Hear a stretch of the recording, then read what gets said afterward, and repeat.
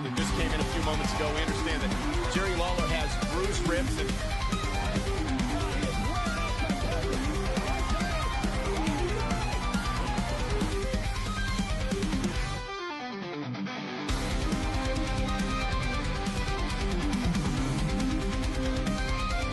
King Lawler that just came in a few moments ago. We understand that Jerry Lawler has bruised ribs and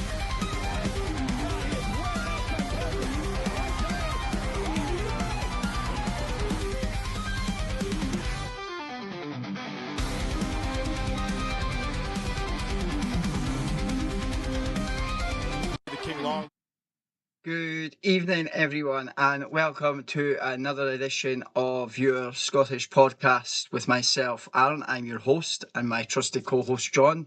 We are here this evening to discuss the last 2 weeks of all things WWE. How are you, my friend, John? Absolutely sharp. I've just done a long day at work. Still enjoying the working life, though, if that makes sense. It's at times yeah, and at times no. Fair enough. So we have, just before we obviously start to talk through, because we'll start with NXT Heatwave, because that was before the last time we spoke. But a few things to cover. First of all, obviously it was muted last night within Twitter and social media platforms that obviously Wade Barrett was no longer going to be doing commentary duties, and a lot of folk thought that he was no longer with the company. Wade Barrett has addressed that himself on Twitter by saying that that's not actually the case. He is actually put in for holidays and time off 9 months ago. For around about this time, and that is he's taking time off to recharge batteries. So going forward for the next few weeks between Raw and SmackDown, it will be Michael Cole and Corey Graves that will be the announced team. Now, I think it's good to see that obviously the guy, like with the industry that they're in now, that they get the time. But I don't feel that because of the dirt sheets and everything and what's out there, I don't think that Wade Barrett had to come out and say anything. But I think it's good to see for him that he come out to say that he isn't gone from the company, and that he will be back after he's recharged batteries and had this holidays. I don't know about you, what your thoughts were initially on it, John, when it first came out, because when I seen it, I was like, oh, I was shocked, but I thought to myself, interesting. But then obviously he's came out and said himself what he said, if you know what I mean. Yeah, I seen a post on Facebook that said he was suspended to begin with. Yeah. And then there was a video that followed about what he said about Nikki Bella. Yes. So then I was like, surely that can't be that he's suspended because of that, because he's only having an opinion of that he's allowed to. Yeah. And then I seen a post a couple of minutes after that, and he come out and said that he was still with the company. Like you said, he'd requested 9 months ago that they get this time off. And I think it's like you. I think it's good that they're getting to have this time to recharge their batteries, because you can't go on the road 365 days a year and not have a break. Yeah, no, 100%, buddy, 100%. And I think it's in the modern era that we have right now, the fact that he's had to come out and say, because of the hate and everything else, if you know what I mean, and stuff like that. It's I don't feel he needed it, but it was good to let us as fans know that actually what's been put out there is wrong, and he will be back once he's recharged his batteries. Also, as well, we would like to wish congratulations to Cody Rhodes and Brandy Rhodes, who have brought their second child into the world. So that was obviously announced when because we weren't here 2 weeks ago, so we probably would have touched base on it last week, but obviously due to other circumstances beyond our control, we haven't, so we're addressing it this evening. And very happy. I believe it was through surrogacy for Cody and Brandy, so very happy for them to have the new little one in that as well, if you know what I mean. Yeah. So right, we've covered all that. Let's move on to NXT Heatwave from the 24th of August. Now, take it away, John. What do you think of the show and how things in the show played out? Obviously, it started with the triple threat number one contenders match, which was Gina Parker versus Keelan Jordan versus Lola Vice. And obviously, now Lola Vice is the new number one contender. Yeah. I thought it was good to showcase like Lola Vice in a way, because she's not had that much like she's not had that much TV time, shall we say. Yes. And the match was incredible. Mm-hmm. It showed that there's more to Lola Vice than just being a manager sort of thing. Yes, 100%. I thought that as well. It was good to see. Obviously, as you say, she's not had that much in the way of TV time and stuff, and to see her going up at like so with Julia Parker and Keelan and Jordan, who are doing so well for what they're doing in NXT just now, is just it's absolutely phenomenal, to see and everything else. So. And I'm looking forward to seeing when the match for the belt happens, how that goes about, and how low what will actually fare in this match. So, I thought good opener. Set the tone for what's to come on in the rest of the evening. Yeah. And then we have the NXT Tag Team Championship, Hank and Tank versus Dark State. Now, obviously, we have a title change here because Dark State are now the new NXT Tag Team Champions. Yeah. Did not expect this because I thought Hank and Tank were on such a good run. But I've loved the work that I've seen from Darkseid over the last couple of weeks. Even leading up into facing in this match. And I know we spoke about it a couple of weeks back when we were on, and I thought that Hank and Tank were going to retain. So I was pleasantly surprised that obviously Dark State are now the NXT Tag Champs, but I'm looking forward to obviously seeing where it goes and how it's going to go further forward for them with the belts and who they could potentially face. Thoughts yourself, my friend? Like yourself, I was pleasantly surprised to see like Hank and Tank lose the titles so quickly. Mm-hmm. But Dark State have been very, very impressive.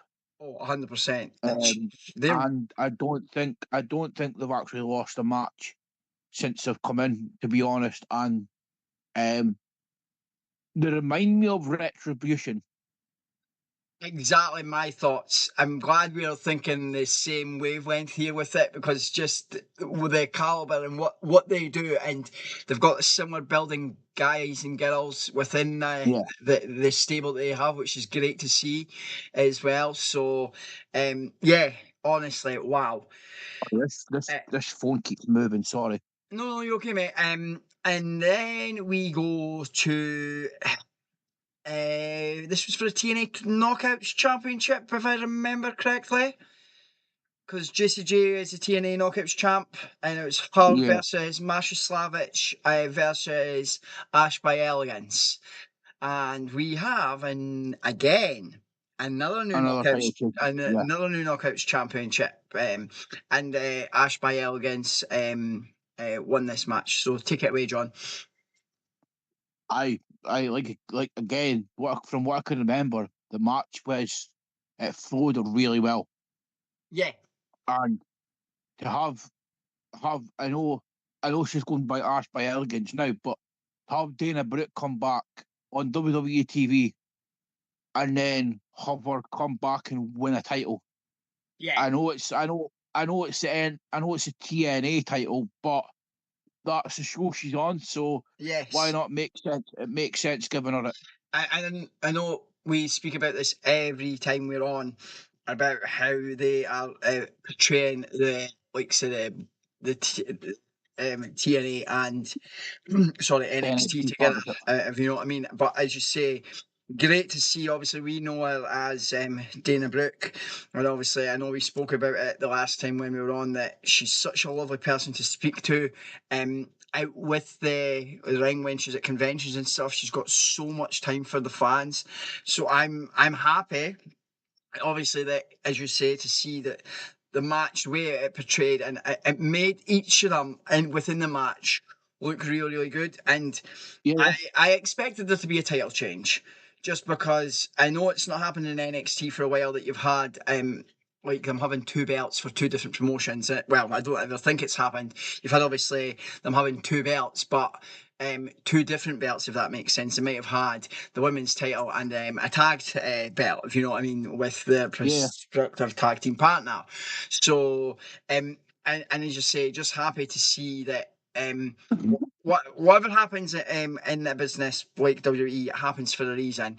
But the fact that, as you say, we knew her as that, she's now going by Ash by Elegance, but to see her actually portraying her skills and actually winning that belt back to take it back over for the promotion, as you say, at TNA, but for us to yeah. get to see her doing it in NXT again, and just, it's like she's not lost a beat from when she was there before. It's like she's just carried it on, if you know what I mean. Yeah, I'm very, very and it was happy nice. to see them or feature, and even Masha Slavish, a wrestler I never thought I'd get to see, if you know what I mean.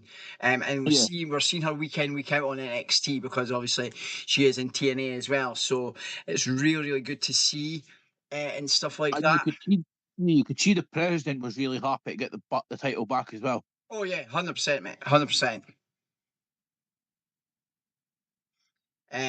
Then we go to the match I was looking forward to the most, I think, which was obviously the Blake Monroe versus Jordan and Grace. Now, obviously, this match has been building up for weeks, and Yeah, leading up to this match alone, they had the stuff that they had on NXT, and obviously, if either the two of them touched each other, or got in each other's face, or even just like the slightest little touch of hair, the match didn't get to happen. yeah, For me, I thought, you know what, the build to this match alone was just brilliant.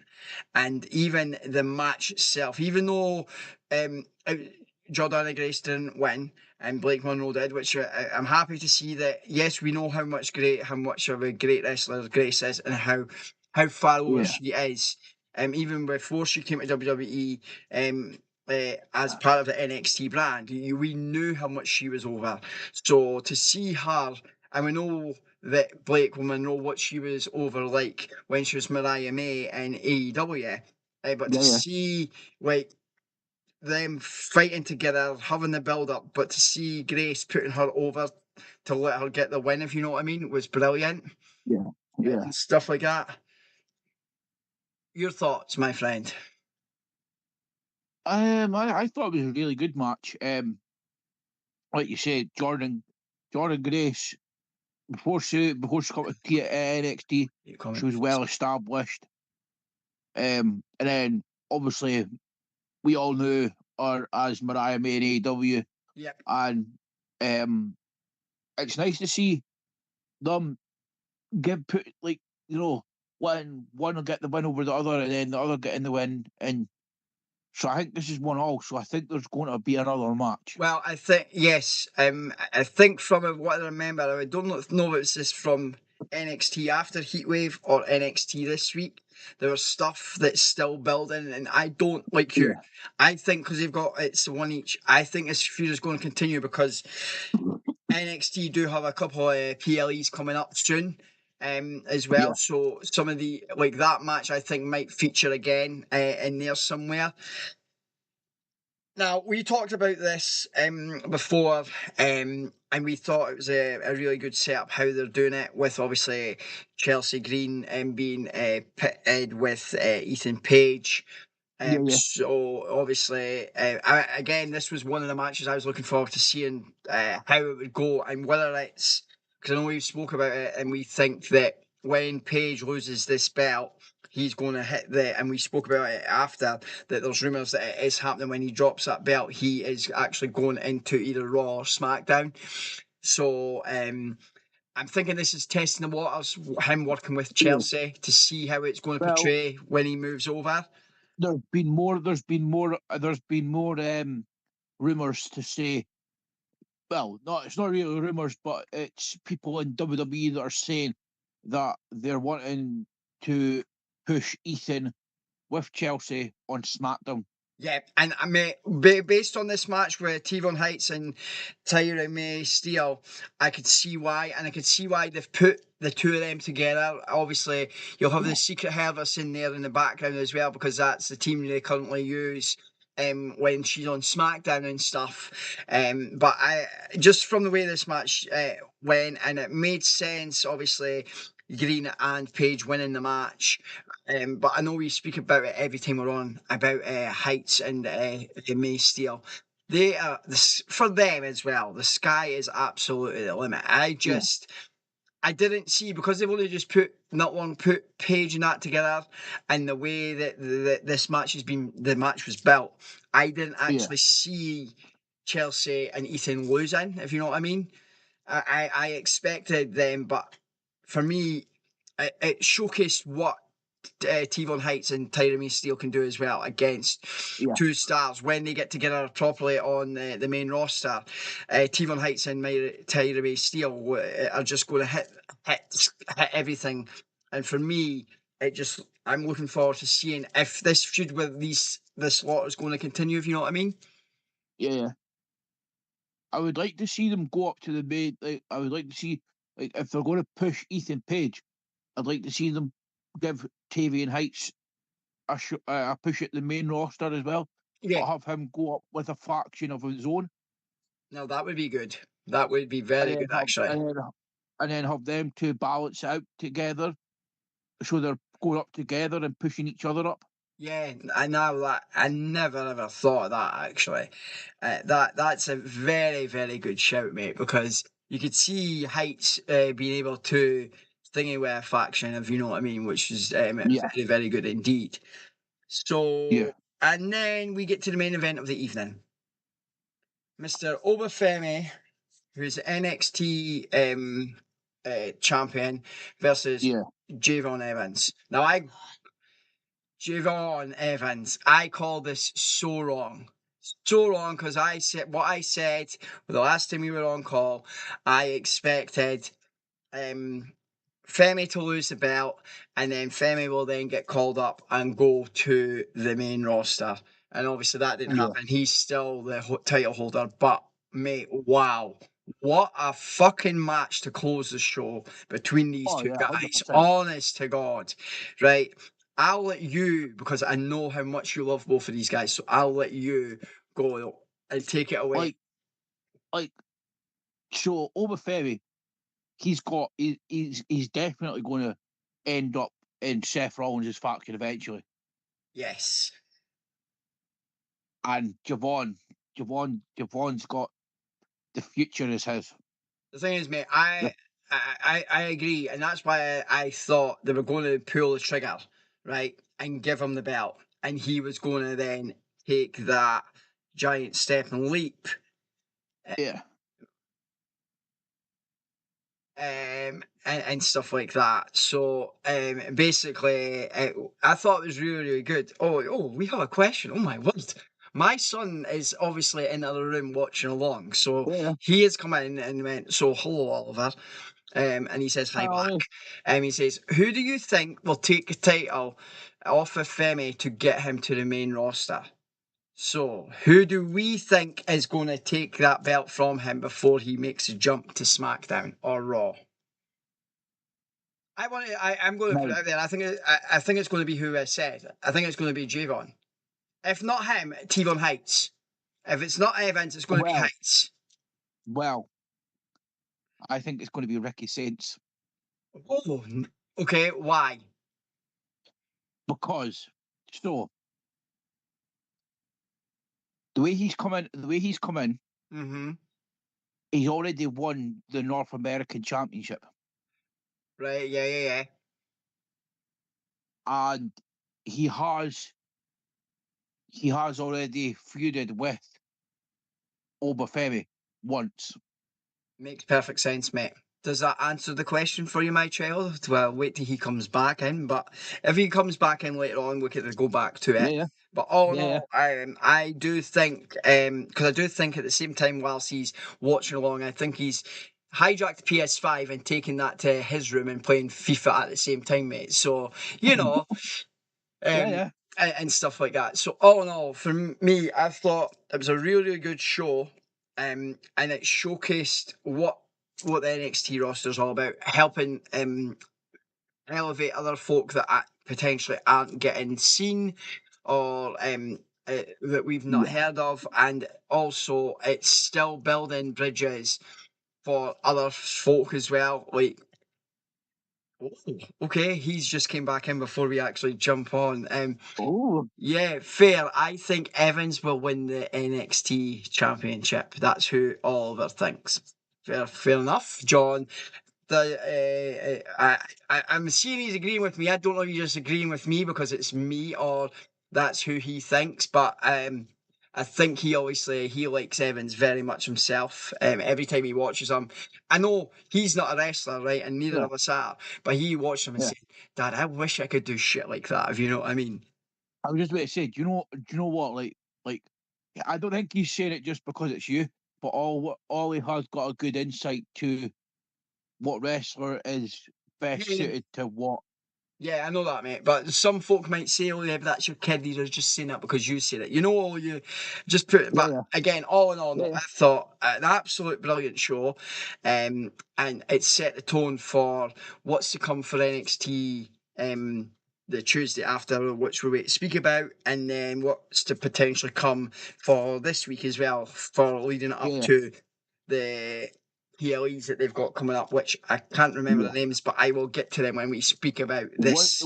one of them's Halloween Havoc, which is a TV special. Yes, Then I don't know if the other one's in your house. I can't remember. I can't remember, mate, but I will get to them when we get there and stuff. So, moving on, because obviously we do have quite a bit to talk about. Moving on to Monday Night Raw, the night after Heatwave, which was Monday the 25th. And the show opens with the Reigns, Reed, and Paul Heyman segment. Um, Take us away, John. Take us away. Uh, is this the one that sets up the six man? Yes, like what normally happens. It sets up the main Yeah, event for the evening. Yes. yeah. Um, like I said, it's just the same stuff over and over again, but they're just talking about it in trying to do it a different way.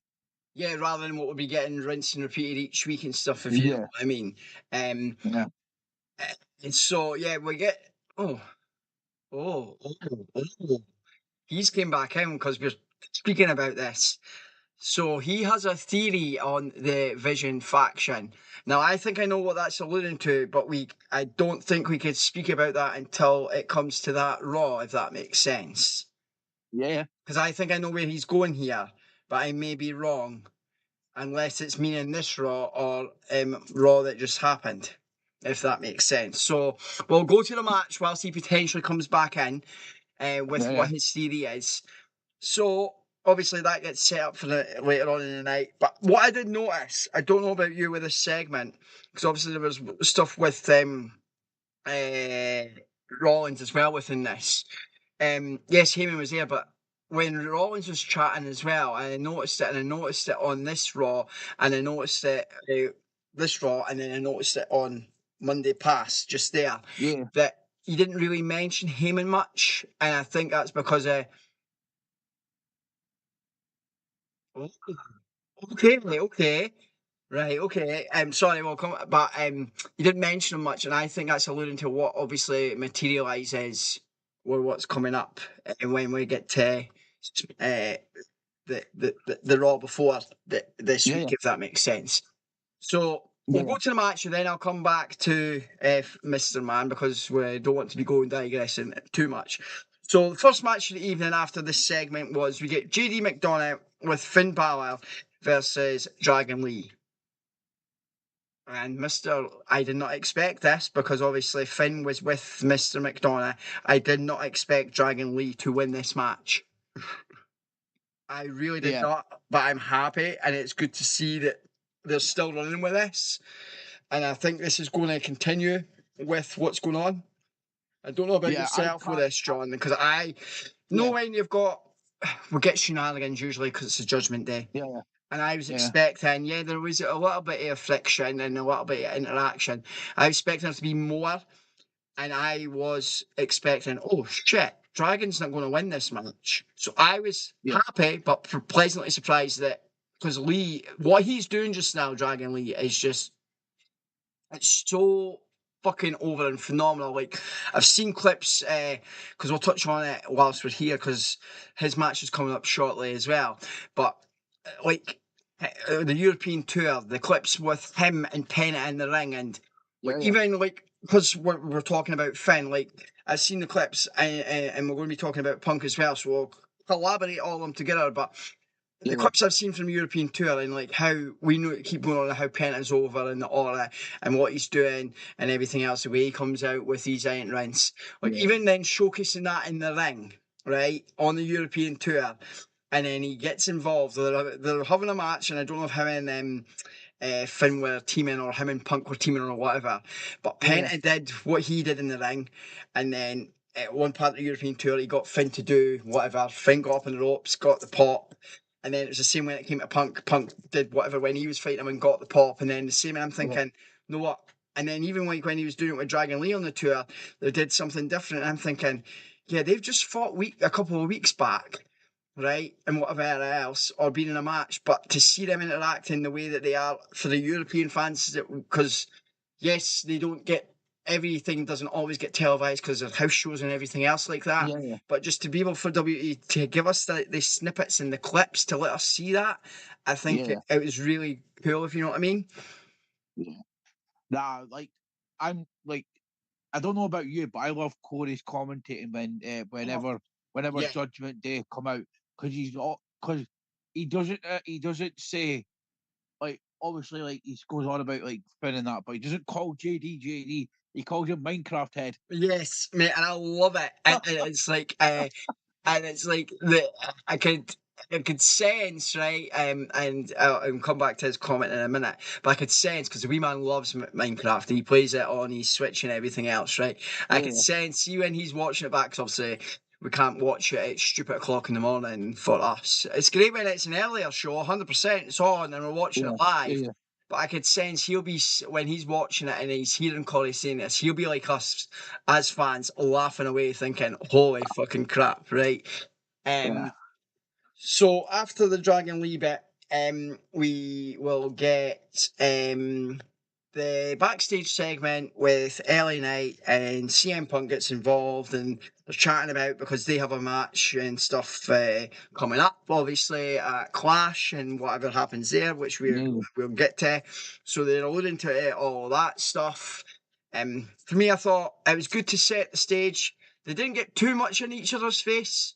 There was enough no, there of the to show the animosity between the two of them, knowing that they're yeah, going to be tagging at some point and whatever else, and that. So it was good to see, and like I keep saying about Punk, Punk's loving it, and we're going to allude to that when I get to obviously Friday night from this week. But Punk is so loving life in WWE, um, and you could just see it, especially from this interaction with LA Knight, if you know what I mean as well. That backstage part yeah, was just brilliant, and it's good to see like two older men, right? Because what Punk's 40s, 40 40s, Aye, 50s, and whereas LA Knight's um, and I'm sure my child will come in and correct me with ages because I know he's like that if I've got Punk's age wrong, right? I'm sure if he's still watching along whilst playing FIFA, he'll come in and correct me with CM Punk's age, right?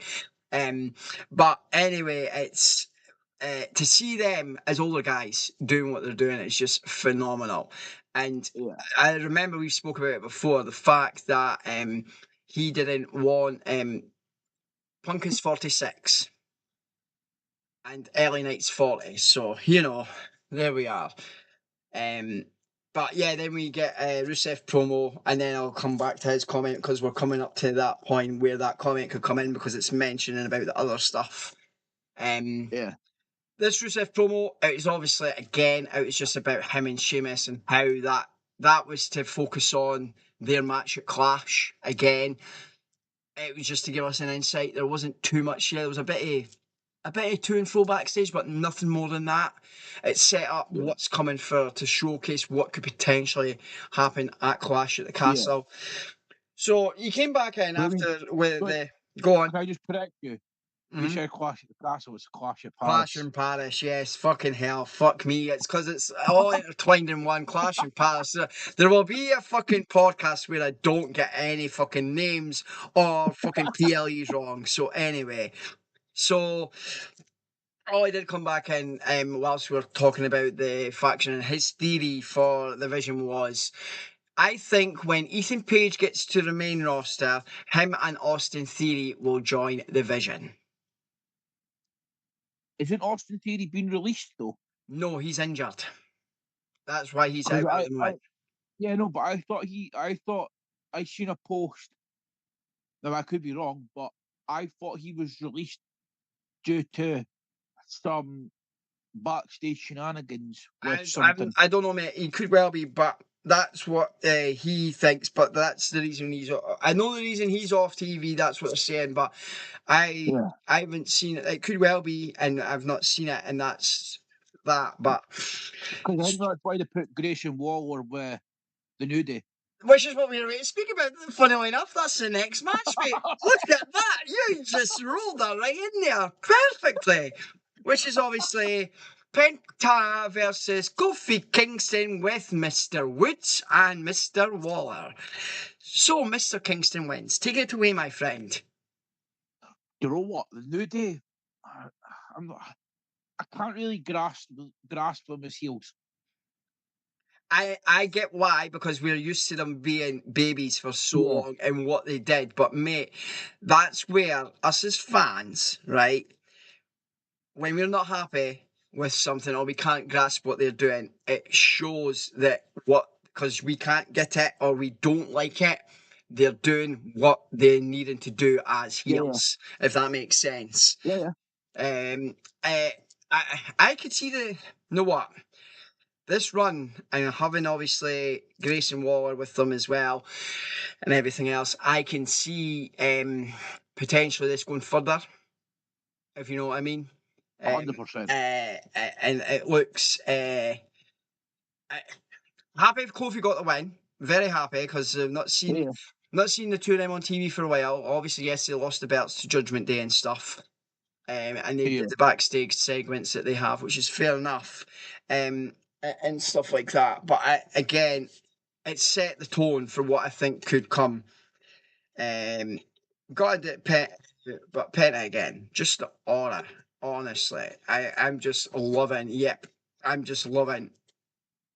No, I've done that probably wrong, but I'm just loving how he does it and stuff. So then obviously after this, we get a Miss Lynch and a Miss Bella segment. Now, mate, this is where I love, right, how they bring folk back.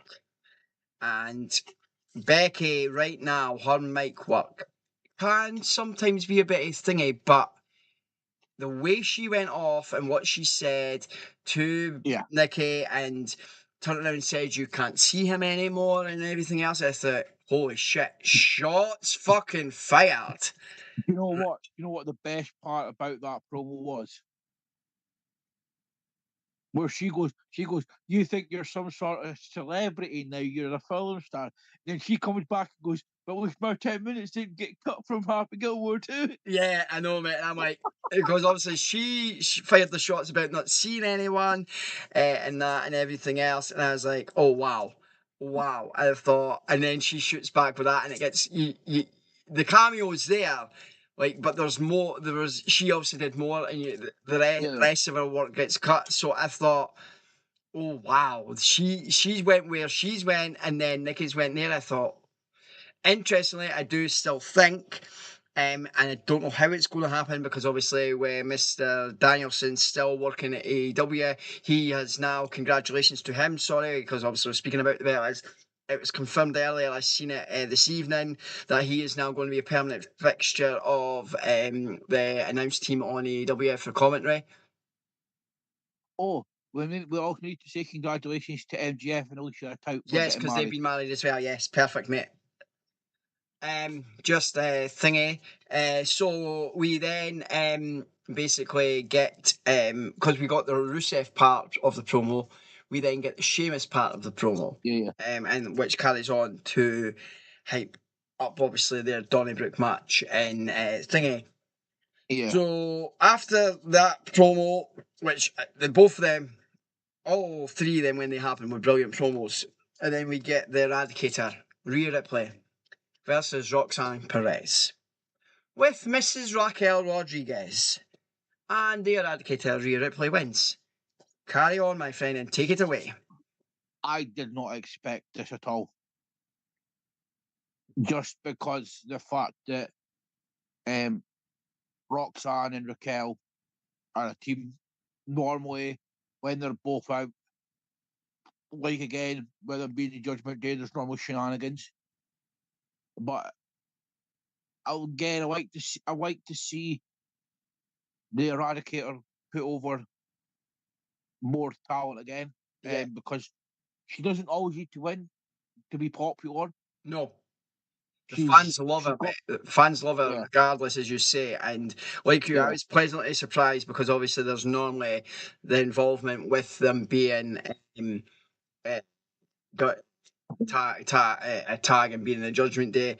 And I'm loving to think, I'm loving to see how like she's just came right into it and looked, if you know what I mean, to see what's going on, which is great, yeah. and stuff like that. And obviously, whilst we're talking about this, Mr. Child has come back in again. Do you think Liv Morgan will come back as a heel or a babyface? Right. Now, I've been thinking about this a lot. Mm-hmm. So I think I genuinely think she's going to come back as a baby face, because the way that those I know the SmackDown women's the SmackDown tag champ, the SmackDown do have women's champions, don't they? Yeah, yeah. Tag champs. Yeah. So the way they've been booked, right? So if you remember, Yeah, because they Alexa had Bliss and Charlotte Flair are the tag champs on thingy on SmackDown. yeah. So if you look at the way that like Naomi and Jade and all that, Yep. I think Liv's going to come back and go, for Raquel, what are you doing? Why are you letting her take my place? Fair enough. And could it be another split of the faction again, like it was before, and everything else? I wonder. But because obviously Because I think they are heels, right? It would make yeah, sense because yes, Liv could play both characters so well. But if she's going to come back, I think she needs to come back as a face. And if that feud with Nikki Bella is going to be rekindled, she needs to be the face and Nikki Bella be the heel because yeah, it would work so well. Then being able to, because when she did that promo before she got injured, you've seen how heartfelt that promo was with yeah. Liv. So I can see that. But again, I'm looking But forward to seeing what happens when the time's right when she comes back. But I do think she will be come back as a do you face. think they're going to put um, Roxanne with Dom and have them to I did, mate. I did think about that. I did because Roxanne with Finn. but then Liv was it with Finn, you see? I know he wasn't, but could Dirty Dom get with Raquel instead of Roxanne? But Ooh. see, you're going one way, I'm going the other. Because if you remember about it, it was Finn that then said, "Yeah, just we'll introduce her." Like, Yeah, because remember yeah, when they did the backstage thing for them being titles, and when they did all the tag title tournament and stuff, when the Judgment Day lost the belts, Because so it was Finn that said, I have the idea, why not put them together? So could that be Finn and Roxanne get together, Dirty Dom, cause a bit of faction? She comes back in going, right, what the hell are you doing with her? And who said that actually Roxanne could then take my place? So you've got two injecting different stories that could go completely different ways. And then it turns out that JD's in a relationship with a PlayStation 5. I know, exactly, man. That is fucking class, eh? The fact that the PS5's back give you as well, it's interesting. So, obviously, we get another Judgment Day match because it's AJ Styles versus Mr. Balor. And Mr. Styles wins the match. Does he? Yeah, AJ won the match, yes. Yes. Oh, do you know what? Because it's been 2 weeks. I know, mate. It's trying to remember. That's why even though I jot stuff like quick notes and remember. Yeah. So it comes to if I do make a muck up, I could refer to my stuff on my phone or the bits of paper that I've got at the side and think actually no, just to keep me on track and stuff as well. Thought again, very good match. The fact that it was right behind Rhea and that I thought there was going to be involvement from them, but there wasn't, which was a pleasant surprise. But I have a theory about Mr. Styles, and I think that it's based on what was said after the pre-presser at Clash, which I'll talk about more when we get to Clash, rather than dropping it here, if that makes sense. Yeah. Again, I thought it was a good match, but again, I didn't expect AJ to win, but happy that he did get the win over Mr. Balor. Yeah. Oh, interesting. Oh. Well, mate, he's very active tonight, right? In this chat, which it seems to be only Ollie that's watching along. There is other people that are watching. He's on Facebook. I know there's two people on Facebook. There's one person on YouTube, and there's someone watching on Twitch as well. I just know we've got like 5 people watching, but he seems to be the most active out of everybody that is actually watching.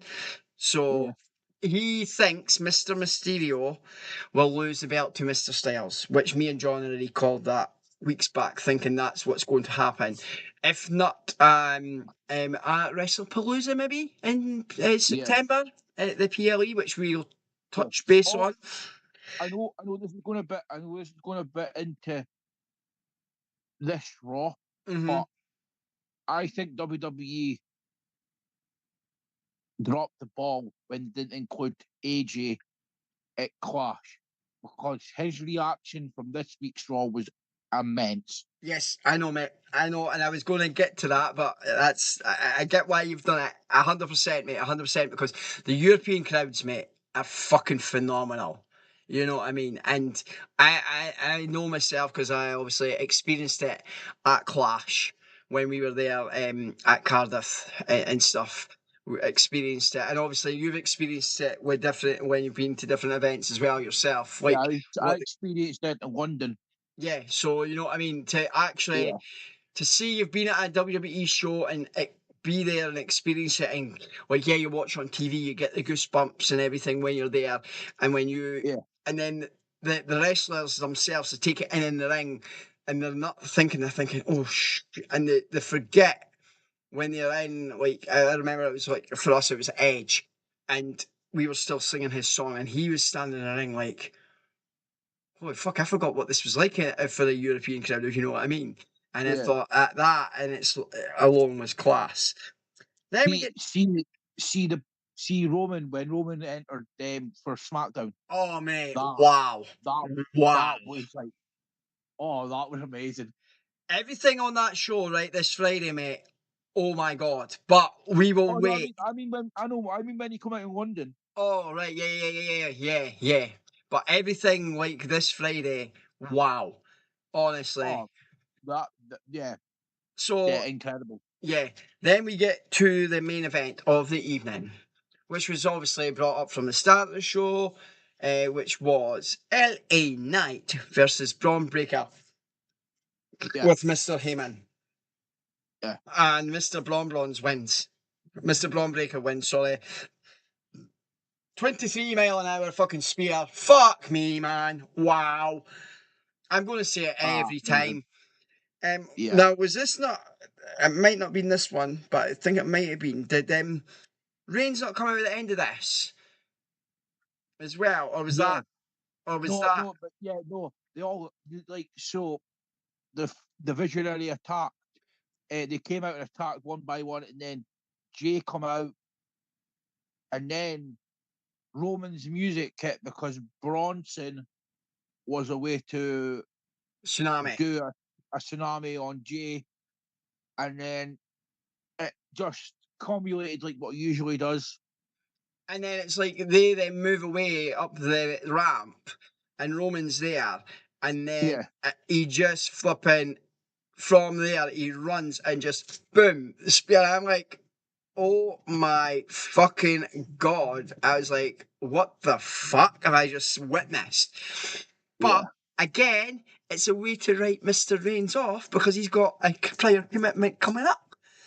So, and I know this isn't talking about this, but the first 2 episodes of Unreal Season 2 has been revealed.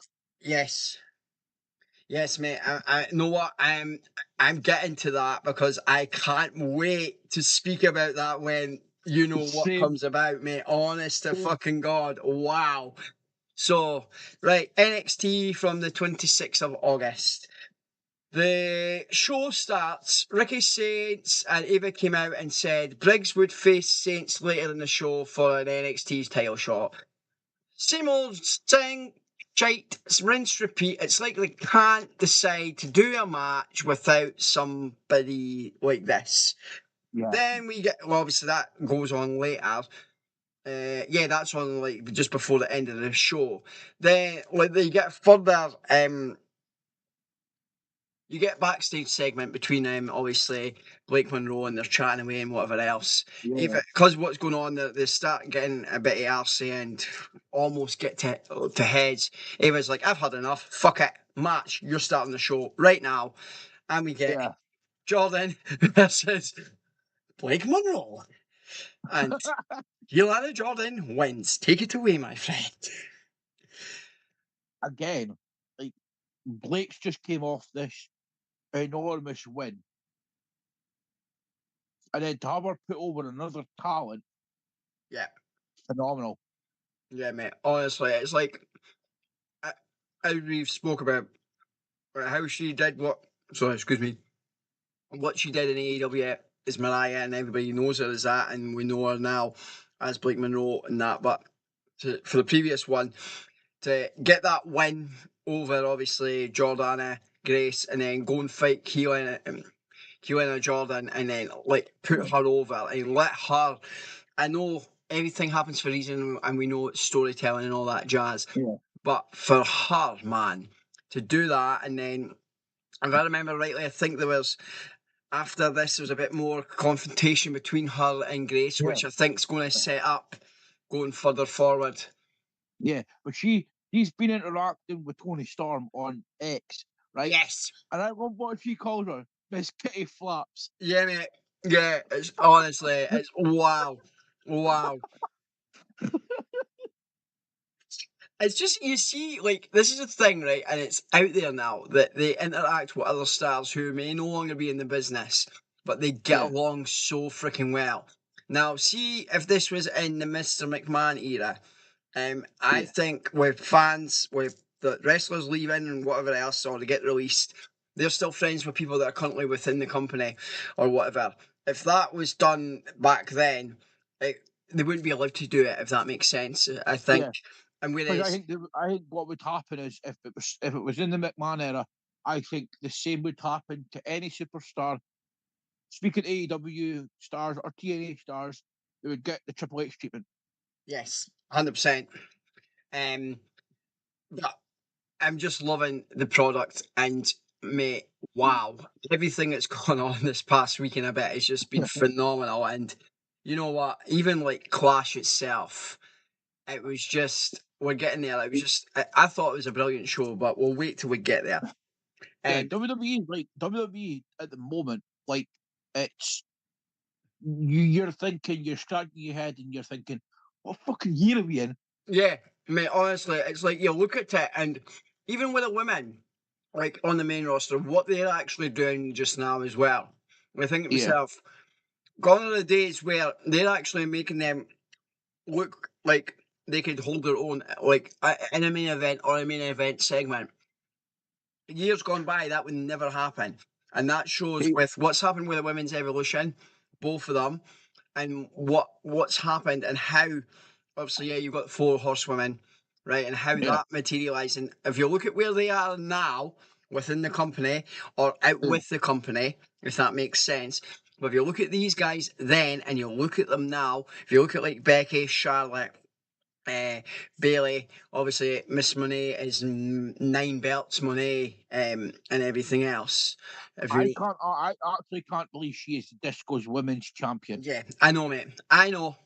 But the thing is, if you look at where they started, right, and obviously Yemenis went on to bigger and better things. But if you look at the guys that are still around from the 4 horsewomen, the 3 of them that are still there, and what they are Yeah. currently doing in WWE, and especially Charlotte, what she's doing with Alexa Bliss is just, oh wow, phenomenal. But anyway, that's enough about SmackDown. Let's digress back to NXT because I'm a fucking fanny. Miles Bourne versus Lexus King, and Mr. King wins. Off you pop, my friend. You know what? I'm getting sick of this, Hmm? right? Oh yes. Do you remember what this match was? Yeah, the blindfold match. That's the one. Yes. And is Yeah, one of because you them not said deaf? Is one of these wrestlers not actually deaf in real life? Miles Bourne. Yes. So how the fuck, mate? Right? Sorry, because I know I told you to go. How the fuck could he? I know it's a blindfold match, right? And I know everything is whatever else, but how the fuck for him being deaf and then a blindfold? How the fuck does that then work, mate? You know what I mean? Because blind people have this thing where they go with a vibration. Fair enough. Fair enough. No, this Lexus King, like he's good. He will never beat his dad, No, he won't. No, he won't. 100%. But but but the heat that he's built it well. 100%. But I do not agree with the fact that he's saying, "Oh, Miles isn't deaf. Miles isn't this. Miles isn't that." Miles proves himself once Yeah. again why he is as good in the ring as he is. Yeah. You feel enough Miles didn't get the win and everything else, and Alexis won. But it was because what was going on, if you remember rightly, before he gets that win, he pulls the head down, goes like that, Yeah. and then gets a 1, 2, 3. Not the ideal way to win, but as you say, he's not done enough to prove it. But the as you say, that again for him, definitely Sky is up there as the limit, and just Miles, honestly, mate, he's only going to get better and better and better. Absolutely, yeah, definitely. So then we have, I might get these people wrong for their faction names, so I'm just going to go with what their names are, and you could correct me with a faction if I am right or wrong. So we've got Kendall Gray and Ren Sinclair versus Tatum Paxley, fuck me, and Izzy Dame. Now, So the Cullen, they're called the Cullen, but I can't remember what. I can't remember if Kendall and Ren haven't tag name yet. If that makes sense. I think they're just called the quarter QQC, catch. QQC, right? I wasn't sure, but obviously, the Cullen one again. Take it away. I'll let you go for this because I know you You love know all what? 4. Yeah, I love Ren Sinclair. I think she's absolutely incredible. Um, and the Cullen are just showing why they're one of the heeliest, domineering tag teams on NXT right now, and they're just going to get better. Yeah, I don't see any because they're the heel and they're doing it so well. I don't see anyone beating them. No. anytime soon, if that makes sense. Oh, you bug up. The only one I could see beating them, and it's going to be another heel team, is if Dark State add another woman to their roster, their faction, then that will bring that faction to an all rounder. Oh no, 100%, mate. I will. And then we get Josh Briggs versus Ricky Saints. Great Ah, match fine. again. Go on, mate. Like I say, Josh Briggs improving week by week, month by month. Mm-hmm. Of course, the Saints won, but again, you could see what he's doing, how he's trying to rejuvenate himself from when he was in AEW and he's came back because he was with WWE Yeah, before under another name, if that makes sense. I still do not like as Ricky Saints. I'd rather he had what he had, yeah, but that that probably isn't his fault. That's probably because when he's at AEW, that's been his old name has been trademarked by them, so he can't actually physically use this in WWE and stuff. but he's still allowed to use. He's still allowed to use. The television will be revolutionized. Yeah, I mean that was cool. Class for you and all, almost on point, which is brilliant. Before we go on to the last match of the evening, Ollie has came back in again and said Miles Bourne will win the North American Championship. He doesn't say I when, but he believes that is what is going to happen. I agree. I agree. Before he goes up to the main roster, he will win the North American title, and I think he will be. I think he will either come close to or very shadowly miss being the NXT champion. I 100% agree with you both. And showcasing, obviously, again, Miss Fire versus Miss Steel. And again, Albert doesn't need to win because Albert is over with what she's doing with the Secret Service, with Yeah, Chelsea Green and Piper and stuff.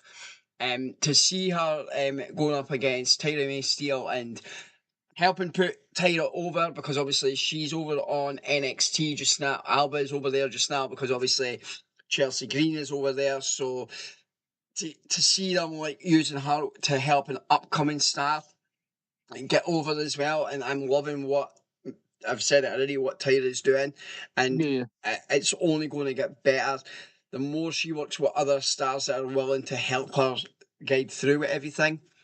yeah. Sky again for Tyra, I think is absolutely the limit, mate. I don't know about you, but I do just think that's where it's going Oh, for her. 100%. I mean, I watched LFG, Yeah, and my God, from when she started working all those weeks and with the the coaches like Bully Ray, Taker, Mickey James, and then obviously Mickey went off for a couple of times, and Michelle McCool come in, and like watching them all just bounce off the ideas and then showing her the ropes. She has 100% improved a hell of a lot. 100%, mate. And it's good to see, like, from LFG, from that she's managed to progress from what and getting still, she'll probably still be getting the info from the coaches and Mr. Bloom because obviously Mr. Bloom is involved in LFG as well. And he's currently a coach in Yeah, NXT and stuff. So, for her, it's just going to be, again, I've said it, the sky's the limit, but I do think that she is going to even get better and better and better through time and yeah, yeah, stuff. So all in all, again, I thought it was a really, really good show, and they've built up some stuff again that could continue into for this NXT coming for this week, and potentially into the PLEs that NXT have on the yeah, horizons. Moving to 100%. SmackDown on the 29th of August, live in Paris, the night before Clash in Paris. Did we open the show with Logan and Cena? Yeah, man, take it away. Um, yeah, the back and forth between them two was fantastic. Like it built everything up that was going to be happening the next night. Um, and then I think with John mentioning that Logan got himself in the public eye the wrong way, Yes. and then he hit back and said, "Well, at least I don't. At least the company didn't employ my ex." Yeah. And I I was know. like, "Wow, where is this going?" I know, mate. It's good as you say. It got the back and forth that it needed, but again, like this is what I'm loving with Cena's farewell. Doesn't matter who he's in the ring with, right? Whether it be Logan, whether it be Lesnar, whether it be whoever. And I know we'll come to that confrontation with Lesnar because what happens going forward. But basically, it's just shots were fired and it set the tone for their match the Yeah, next night, which I thought was really good. It didn't need them to have any fight, any punches or kicks or any interaction like that within the yeah, ring. It set the tone for obviously the match, which happens on the Clash in Paris. So we get Alexa Bliss versus Chelsea Green, and Miss Bliss wins the match. And if I yeah, remember correctly, Charlotte was at ringside, and so was her Chelsea's lackeys, if I remember correctly. yeah, Again, just loving, like we've spoke about it earlier, just loving the interaction between Charlotte and Bliss, and how yeah, they still keep saying they're frenemies, but they're getting along so freaking well in and yeah. out of the ring, and just enjoying working alongside each other, if you know what I mean, which is great to see. And I'm looking forward to seeing how this continues with Bliss and Green and whoever else, if you know what I mean. Yeah. Was it after this match that they showed the ending of SmackDown last week when Logan smacked Cena again? Yes, it was. Yes. But but fun fact for you, Aaron, right? Yeah. So when they done it live in Belfast, Excuse me. Yeah, yeah. at at the end where Logan smacked Cena, they had to film it twice. Right. Okay. Not film it twice, but USA edited it so because when Logan hit Cena first, Mhm. he never connected. Right. Okay. So when they put it out in America, they edited it so it looked like Logan connected with Cena, Mhm. just to make it look like that the hit meant something. Yeah, yeah, yeah. I don't think they need. I get why they did it because it didn't look like it. But then Yeah, just the way, because it didn't connect properly, as you say, just how Cena fucking sold the shit out of that as well, if you know what I mean, was just, yeah, and then the way Aldous reacted and stuff as well, I was like, wow, absolutely wow. And obviously after the Alexa Bliss and Chelsea Green, we get Shin versus Kiana James. yeah. I've not seen Kiana James, not seen her for a while. I can't remember her tag team partner's name. That's going to come Julia, back to Kellyanne. Julia. Julia. I, I couldn't remember if it was her or someone Yeah, else. There you go. She's Julia's what they call Julia's translator. Ah, right, okay, that's fine. Fair enough. Um, Um, I, but this match, it wasn't. I wouldn't really call it a match. It was just a roll at 1, 2, 3, boom, yeah, there you go. I didn't think it was that long a match. And obviously, yeah, Mishin won. Uh, then we get Mr. Drew, Mr. Randy segment to hype up their match at Clash, Yeah, which I thought, you know what, was a really, really good segment to build for the match on Saturday, sorry, the next night, because it is Friday night we're speaking about, not Saturday, my God. Um, yeah,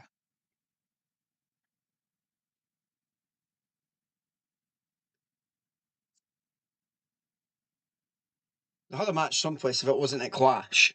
They definitely had a match at some point. I thought they fought at Clash, but clearly they didn't fight at Clash. no, you're thinking of Saturday Night Main Event. That's exactly where it is. That's where I got completely. But You're thinking of Jelly Roll and Randy versus yes, that's Drew where I am. But I and do think with this segment happening, and um, they're going to fight at WrestlePalooza.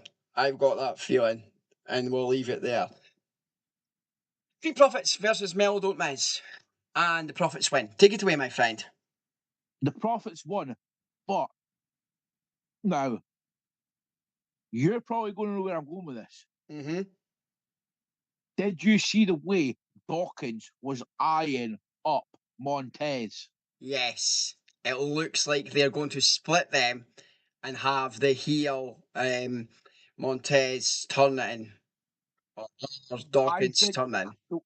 the way I think it's going to go is I think Montez is going to turn around and say, Dawkins, I'm leaving you because you're holding me back.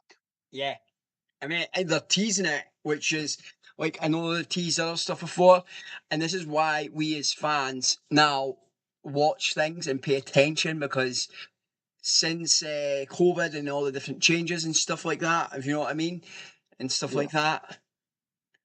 The one I'm going to be feeling sorry for when they do split is BFAB. Yeah, 100%, mate. Absolutely. Because what are they going to do with her? Are they going to chuck her with another team or? I don't know.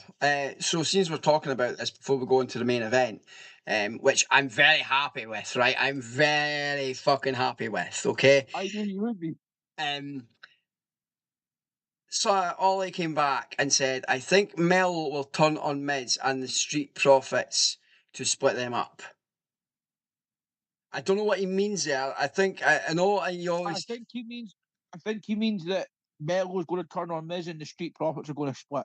Ah, right, okay. I think that's exactly what he means. But we can allude to that very. Yes, he's just replied back. Yes, that is exactly what he means. So, the main event of the evening. I am so fucking happy. So fucking happy, mate. I woke up in the morning, right? Okay, sorry. Before I get there, Sami Zayn versus Solo Sikoa for the US title, and Sami fucking Oh, Zayn wins this yeah. match, right? And honest to God, I was like, I woke up in the morning, right? And I'm thinking, trying to stay off, right? Because obviously going to work, because trying to stay off everything, right? And then I Yeah. see the graphic later on, and he's got the title, and I'm like, you bastard. But then I watched it back and I watched the match. The match in itself, oh my god, a brilliant match. But then again, Cinema. the crowd, Sami Sami Zayn, Zayn. Sami. Sami Sami Zayn. Zayn. You know what I mean? It's just, and Child has just came back in as we are doing that at the same time with the comment, Sami Sami Zayn. Zayn. You know what I mean? I just, You know, that's, you know, you know what made it even more wholesome was that it's Honorarius versus Bloodline. yep, mate. And I was just like, see, because I thought when he was coming, when he came back to SmackDown, right? I thought, is he going to go? I know he's been having an interaction backstage. Is he going to go for the title? Are they going to pull the trigger? Are they going to let him have the title? And the fact that that match happened the night before Clash, I was like, what a way to end the show. Send the fans home happy that Sammy, yes, he is Canadian and everything else, but to send them home happy, saying his name, and he is now the US champion for SmackDown, which I thought, wow, what a way to end the show before you open up tomorrow evening for Clash in Paris. Yeah, I was. You know what? I really think like, and I'm not. I don't think I'm. I don't think I'm. I don't think I'm going too many steps ahead. But if you look at the way they booked Jay this year, Yes, yes. Sammy's winning the Rumble next year. I think so, mate. I don't think you're going too many steps. Just with what's happened and how he's back on SmackDown and everything else, and the way And he's in. and obviously where Royal Rumble is going to be. Yes, next year as well. exactly, mate. 100%. So, again, brilliant end to the show to set up, obviously, for Clash the next evening again Yeah. in Paris. For us, it was great. I loved it. The fact that it was an earlier time rather than being up at 1, 2 in the morning. Again, obviously, with the because SmackDown again for us was early because it was in Paris. Yeah. So that was like an 8 o'clock show, and then it's the same because. Yeah, okay. We might get Bloodline War Games, is what Oliver's just said. And do you know what? I think they should, like, now, I don't know about you, but I would love to see a full War Games pay-per-view. Yes, but they won't do it, mate, because it just take too much time and stuff. Because I would like, yeah, no, I would like to see, like, what I mean is, like, like, WWE Raw versus NXT versus TNA versus SmackDown. Now that I can see that, I get that. I get what you mean. I totally get what you mean. But yeah, so moving on to Clash in Paris. We get Roman Reigns versus Bronson Reed. Yeah. Very, very good match. And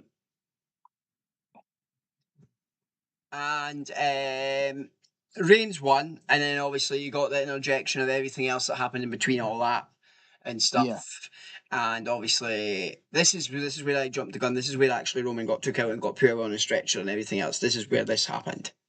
Yeah. No, you know what? I really enjoyed the match, and do you know what I found really funny Yeah, go on. was when Roman went to go and take the shoes off Heyman. Oh mate, I thought that was class. He's like, "Give me them," and he went. And then the way Heyman reacted and stuff, I thought that Yeah. in itself is character building. And oh wow, I love you, my tribal chief. I love you. Oh, give me my shoes back. Give me my shoes back. You know what I mean? I thought, wow. Second match of the evening was obviously White Six for the tag belts versus the Profits, and again White Six retained. Take us through it, my friend. All right, now this match was not officially announced for the PLE. It wasn't until I think by Friday night actually it got is when it wasn't announced before the PLE was confirmed. The PLE had already been confirmed with the 5 different matches. This actually got confirmed either. I think it was late. Yeah, I was actually on the SmackDown that this match got confirmed. Because I was watching it at Scotty's. Yeah, I remember you saying that. Yeah. And I looked at Scott. Scott looked at me, and then we both looked at Jax. Mm-hmm. And we were like, "What the bloody hell's going on here?" And then, like, he's like, "It wasn't announced." And I goes, "Was it? It was." I goes, "I can't remember him saying anything on SmackDown about it." And then it went into the back. It went back to start SmackDown, and then it showed you, and then How it came about. Yeah. okay. And then, but I'm loving Joe Gacy and Oh mate, Dexter yeah. Lumis. I know what I'm loving seeing them back and I think under Uncle Howdy as Uncle Howdy or as Bo, they're just going to flourish, mate. And it's great to Yeah. see them again getting to portray what they can and everything else. If you know what I mean, it's brilliant. I'm happy they've got the belts, Yeah, and I could see them having a bigger run with it than anyone else has, if that makes sense. I'm going to say this right now. I don't know about you, Mm-hmm. but every time the entrance, like the Americans, okay, they're good at doing it, but that Paris Oh crowd mate, honestly, singing wow, Charter, wow, wow. and them having the chair, them having the rocking chair with the lantern on it. It's emotional. It's 100%, mate. But I think it's great how they've incorporated that into the entrance as well. If you know what I mean, Yeah, they didn't have to, but I love the fact that WWE have allowed them to do that. If you know what I mean, which is great. yeah. So I don't know who's going to derail them. if that makes sense. I really can't figure out at the moment, but I do think they're going to have a long run with it, if that makes sense. Then we move from this to was this for the belt? Was this for the belt? Was this for the belt? I can't. What match is it? Nikki Bella versus Becky. Was it? Yes, it Yes. was. Yes, We it moved was. to this match, and I didn't expect her to lose it. But what I'm going to talk about is the botch from the top rope. Yeah. Now, I don't know if it was because of timings, no miscommunication or whatever. Like, no disrespect to both of them, but fair play for what was meant to happen, because obviously Nikki goes up to do what she's meant to do. Becky's not where she needs to be or whatever, whether it's miscommunication, timing issues or whatever. And then she jumps, doesn't get. But fair play to Becky to make the most out of that, to try and sell what was meant to be going on as well, because she Yeah. got up and walked around the ring and looking like she's selling whatever was meant to be happening. And I think most of that, because what happened was all done on the fly and everything Yeah. else, which is great to see the improv, but not ideal for what happened in the match, if you know what I mean. But Yeah. again, it was good. It's good to have Nikki back, and it's good to see her in matches. But again, I know she doesn't need a title belt, but it was also good to see her put in the woman who is on top at the moment as the Intercontinental Champion, and Yeah. as I think at the moment on Raw, the best women's heel on the mic and everything else, if you know what I mean, because of what happens Yeah. later on. So all in all, yes, I agree. Happy that she retained, but I don't think she's losing that belt anytime soon. I really do not. I really do not. Just because what is going to happen, I think. So then we get Donnybrook match. Sheamus versus Rusev. You know what? This now I know it's a Donnybrook match, but it was a snore fest. Yes. Rusev won, but I still don't think this thing is over, mate. I think. You know what? I think they took too long and to get to where they needed to be. Yes, 100%. I mean, so when I was watching it with Scotty and that, me and Scott were like, when you know when Sheamus had him in the white noise, Yeah. we're like, oh, he's not going to throw him through the thing. He's going to throw him on the barrel. Yeah. And then when Rusev kind of fell like closer to the bar, you're like, that wasn't supposed to happen. Yeah. But in all fairness, like I know I said it was a snore fest, but I thought for what the time they had, they used it well. 100%, mate. And I totally agree. I expected a bit more, and as you say, the same watching it, I was like, he's going to do this, and then he fell as well. Ethan Dixon has come in the comments and said good evening. So good evening to you, Ethan. I hope you enjoy us speaking a lot of waffle and whatever else about what the rest of obviously Clash in Paris, and then Monday Night Raw, NXT from this Tuesday, and then Friday Night SmackDown. So we move on to Mr. Logan Paul and Mr. John Cena. Now, there's a few things I have to touch on this match, and what two of them are, and this is where I'm alluding to with Mr. Styles as well, with what we spoke about earlier. So obviously, brilliant match, and it just shows the craft of Logan. The fact that even after this match, right, and the fact, yes, John won the match. I know he's on a retirement tour and everything else, but even after this match, Logan Paul tweeted to say, I can't remember the full ins and outs. Actually, wait a minute. Let me go. You talk about the match. I will go and find Logan's tweet. I know that Cena talked about that the reason why he did the Styles Clash Yes, and that's what was I'm away to because allude to. was because he isn't going to have time to face AJ, and that was just like a thank you to AJ. Yes, And because he did the same with in one of his matches as well. Because oh shit, he's done he end of days, on because Baron Corbin mentioned something about because he did the end of days yeah he and something. done that he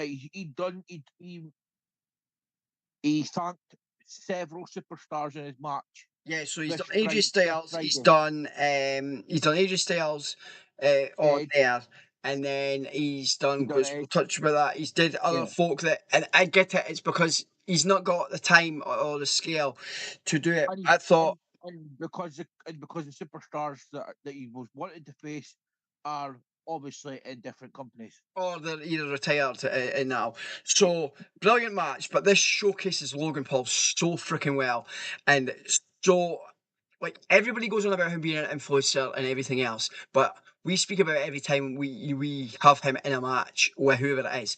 He puts the fucking work in, and the fact that, Yeah. mate, he went toe to toe with Cena and everything else, right? And this is what he said on Twitter after it, or a couple of days after, it says, when an unstoppable force meets an unmovable object, I wanted a match with John Cena to prove that not only I belong in the business, but I can bring the best out of the business. Mission accomplished. For me, it was. Last night was peak professional wrestling. Fair play to John, an absolutely mastermind of the craft. He wrestles better than Pablo Picasso paints. I don't care if it will ever be understood how good he is. Although my hand wasn't raised, I came away with more victories than I can count. Grateful, going toe to toe with another GOAT. Check. P.S. Les fans français sont ponte d'offense. So the fact that, yes, he didn't win, the fact he was able to grace it and put that out there to say that he's always wanted to fight Cena, kudos to him for putting that out there, and kudos for Cena, because as we've alluded, John, we know Cena has a list of folk that he potentially wants to fight, but he can't because of whatever else. Yeah. But again, honestly, it doesn't matter what Logan does in the ring, mate. He is phenomenal at what he does, and I'm happy to say that he's a wrestler. Yes, I know he's an influencer as well because he's still got impulsive, but I'm happy to say that he puts it on the line every time he steps in that squared circle. And I'm loving how the fact that WWE's actually including Impulsive in their weekly podcast on the when it comes I don't know if you've noticed it, but when they're talking about like the guests, Yeah, they'll have like Stephanie, they'll have Undertaker and Michelle, and then underneath they've got Impulsive, and then they've got the is it their the review show that yeah. they go and talk about. Yeah, and I think, I don't know if that was part of the agreement, but I think because everybody knows him from that, and he has wrestlers on or whatever else on it, or Yeah. you'll have Stephanie or whoever on it, so it makes sense for them to plug, like if they're doing other stuff, they'll incorporate that, which I think is great to see, because as we know, mate, it's same as football, right? The business in football and wrestling, your career could end at any point from whatever reason due to a freak injury. So the fact that before he came into the business, he had what he had behind him, and the fact that if he has a bad injury for whatever reason, he's still got his podcast there, if you know what I mean. Yeah. It's like when he had I know we've already spoke about this, but R.I.P. Hulk Hogan. When Hulk Hogan was on there, that was incredible. Yeah, 100%, mate. Absolutely. 100%. And it's amazing because what the reach he has, who he could potentially get on that, and the fact we're Yeah. having WWE behind him as well now, who he could potentially get on that. It's for him as a wrestler and for his podcast. It's just going to get bigger and better, and it's going to take off more than it already has. Then we get to the main event. Mr. Rollins, Mr. LA Knight, Mr. Jey Uso, Mr. Punk. Now, what a match. Obviously, they all try to one up each other. They try to go, at times, they all try to go against each other. They try to have it as a one-on-one, which never eventually it happened later. They brought out a table, and the table doesn't get smashed properly, but later on, CM Punk smashes that table properly, which I thought was a bit of class. Now, obviously, in this match, before it, obviously, because Bronson Reed and that had a match, Adam Pearce had told Seth that they were banned from ringside. Now, obviously, I don't know if it was before the match or earlier in the show, but he had an interview with Jackie Redmond, and he was asked about that, how he felt, blah, blah, blah. And he says, I always have a backup. At this point, I didn't know what it was. And then obviously we get what happens. Obviously, yes, Mr. Rollins is still the World Heavyweight Championship. It's coming down to it. He does the go to sleep. Mr. Punk goes to hit the go to sleep. I thought, fucking yes, he's a way to win it. He's a way to win it. Does it again. Puts him up. Got him on the shoulders. And then a hooded figure comes. Low blow. And And then when I'm like, okay. But I don't know about you, right? Because obviously we'll get to it. But did you notice when she did the reveal, right? The way she pulled, and then like, I don't know about you, but it was like it took more time than it needed for her to get like the hoodie bit off to reveal. Obviously, it was Becky, if you know what I mean. but I don't like, so when we watched it, like, to begin with, like, when the hooded figure come down, you could see the hood wasn't on properly. Yes, 100%. Yes.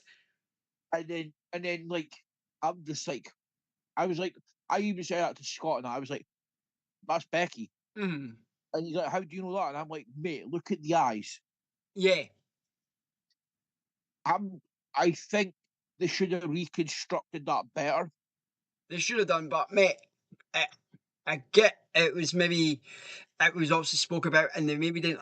I don't know. Don't quote me. I may be alluding a little bit, but this is where, when we get the Unreal season, new season, if this gets spoke about, we could hopefully this gets out and how it came about and why we as fans are saying that, and they could maybe say, right, well, this is why the hood didn't work right and everything else and all that jazz, if you know what I mean. Yeah, because Um, I know Heyman was sent to the hospital as well. yes, he was sent to the hospital, so and stuff. But know what? All in all, I thought again a really, really good show. But it sets up a few things for the next night in Paris, and it sets up things for what is coming on Friday night. So let's just get right in there. But I'm gonna say this now. WrestlePalooza, right? It does. The name sounds like an adult movie. It does, mate, yeah. So let's get into it, right? Raw on the 1st of September, 6 days ago. We get an open segment with Mr. Russo and Mr. J. Russo. Which I would have loved to have seen him on Paris Clash, but it wasn't a great opener to start the show, I think.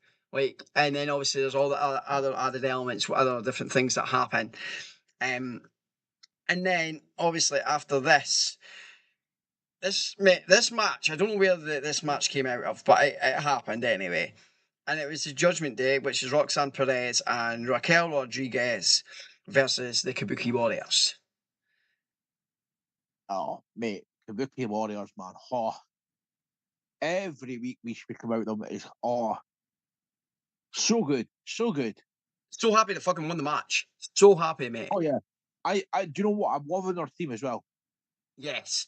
And what I'm loving is, right, I know we spoke about it and they teased before the friction between them and that could still happen. Yeah. But it did in this match, it looked like the stuff that we'd seen backstage with them, they've gotten over that and they were able to coexist and get the win and stuff. And then we got another theme. Oh yeah, Finn Balor versus who? Well, you've already spoke about this a couple of Raws back. AJ Styles. No, Dragon Lee. Oh, right, yeah. And obviously the roles are reversed this time because remember with the last time it was JD and Dragon and Yeah. Dragon Lee won, and now it's Finn and Dragon, but Finn wins. Yeah. So that's why I said earlier on, I don't see this being over. I could see JD McDonough and Finn Balor versus Dragon Lee and Penta. Yeah. At Palooza, or if not Palooza, at a future Raw, which could potentially build to a future PLE if they don't do it at Palooza. Do you know what I hated though, right? Mm-hmm. Is how, like, they'll have like, say, most of the titles on the pay-per-view, then they'll miss one out. Yeah, I know, mate. It's just what they fucking do, man. So we then get the Judgment Day with their new Mr. Friend, Mr. Waller, against War Don't you mean Raiders, New mate. Day? Don't you mean New Day, not Judgment Day? Yes, the New Day and Grayson Waller. Fuck me, yeah, because the Judgment Day are up the top, the Judgment Day members behind, so yeah, fuck me, man. The New Day and Grayson Waller, not the Judgment Day. Sorry, guys. It's been a long fucking week and a long fucking night anyway. Oh, We get the War Raiders and Penta. Mate, I forgot the War Raiders existed. I'm not going to lie, because we haven't seen them for a while. But yeah. Penta again, mate. Fuck me, wow. He's just Yeah. gonna. I just can't wait to. We keep saying it. I can't wait to get the good old brothers together.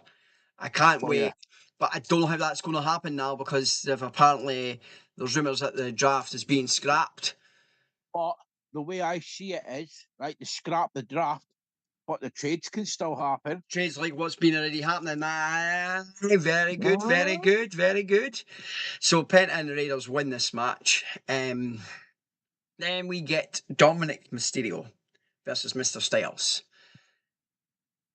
Now, we've alluded to this because I couldn't contain myself. Yeah, I know you couldn't, mate. But that chant, every time they hear the word phenomenal, Yeah. what a chant. And that place was absolutely buzzing. Yep. And I'm glad that you got to get it on, obviously, here. And Yeah. that. And obviously, I like I mentioned earlier, I do think that he is going to retire at some point, just because I didn't allude to it on there, but he'd mentioned, because obviously we spoke about Cena doing the Styles Clash against Logan. In the pre-match presser, he went on about it, says, would have been nice to, but it doesn't look like it's going to happen and stuff. So, because I'll get them in a minute, because he doesn't have many dates left, actually. He's got 7. I will tell you right now.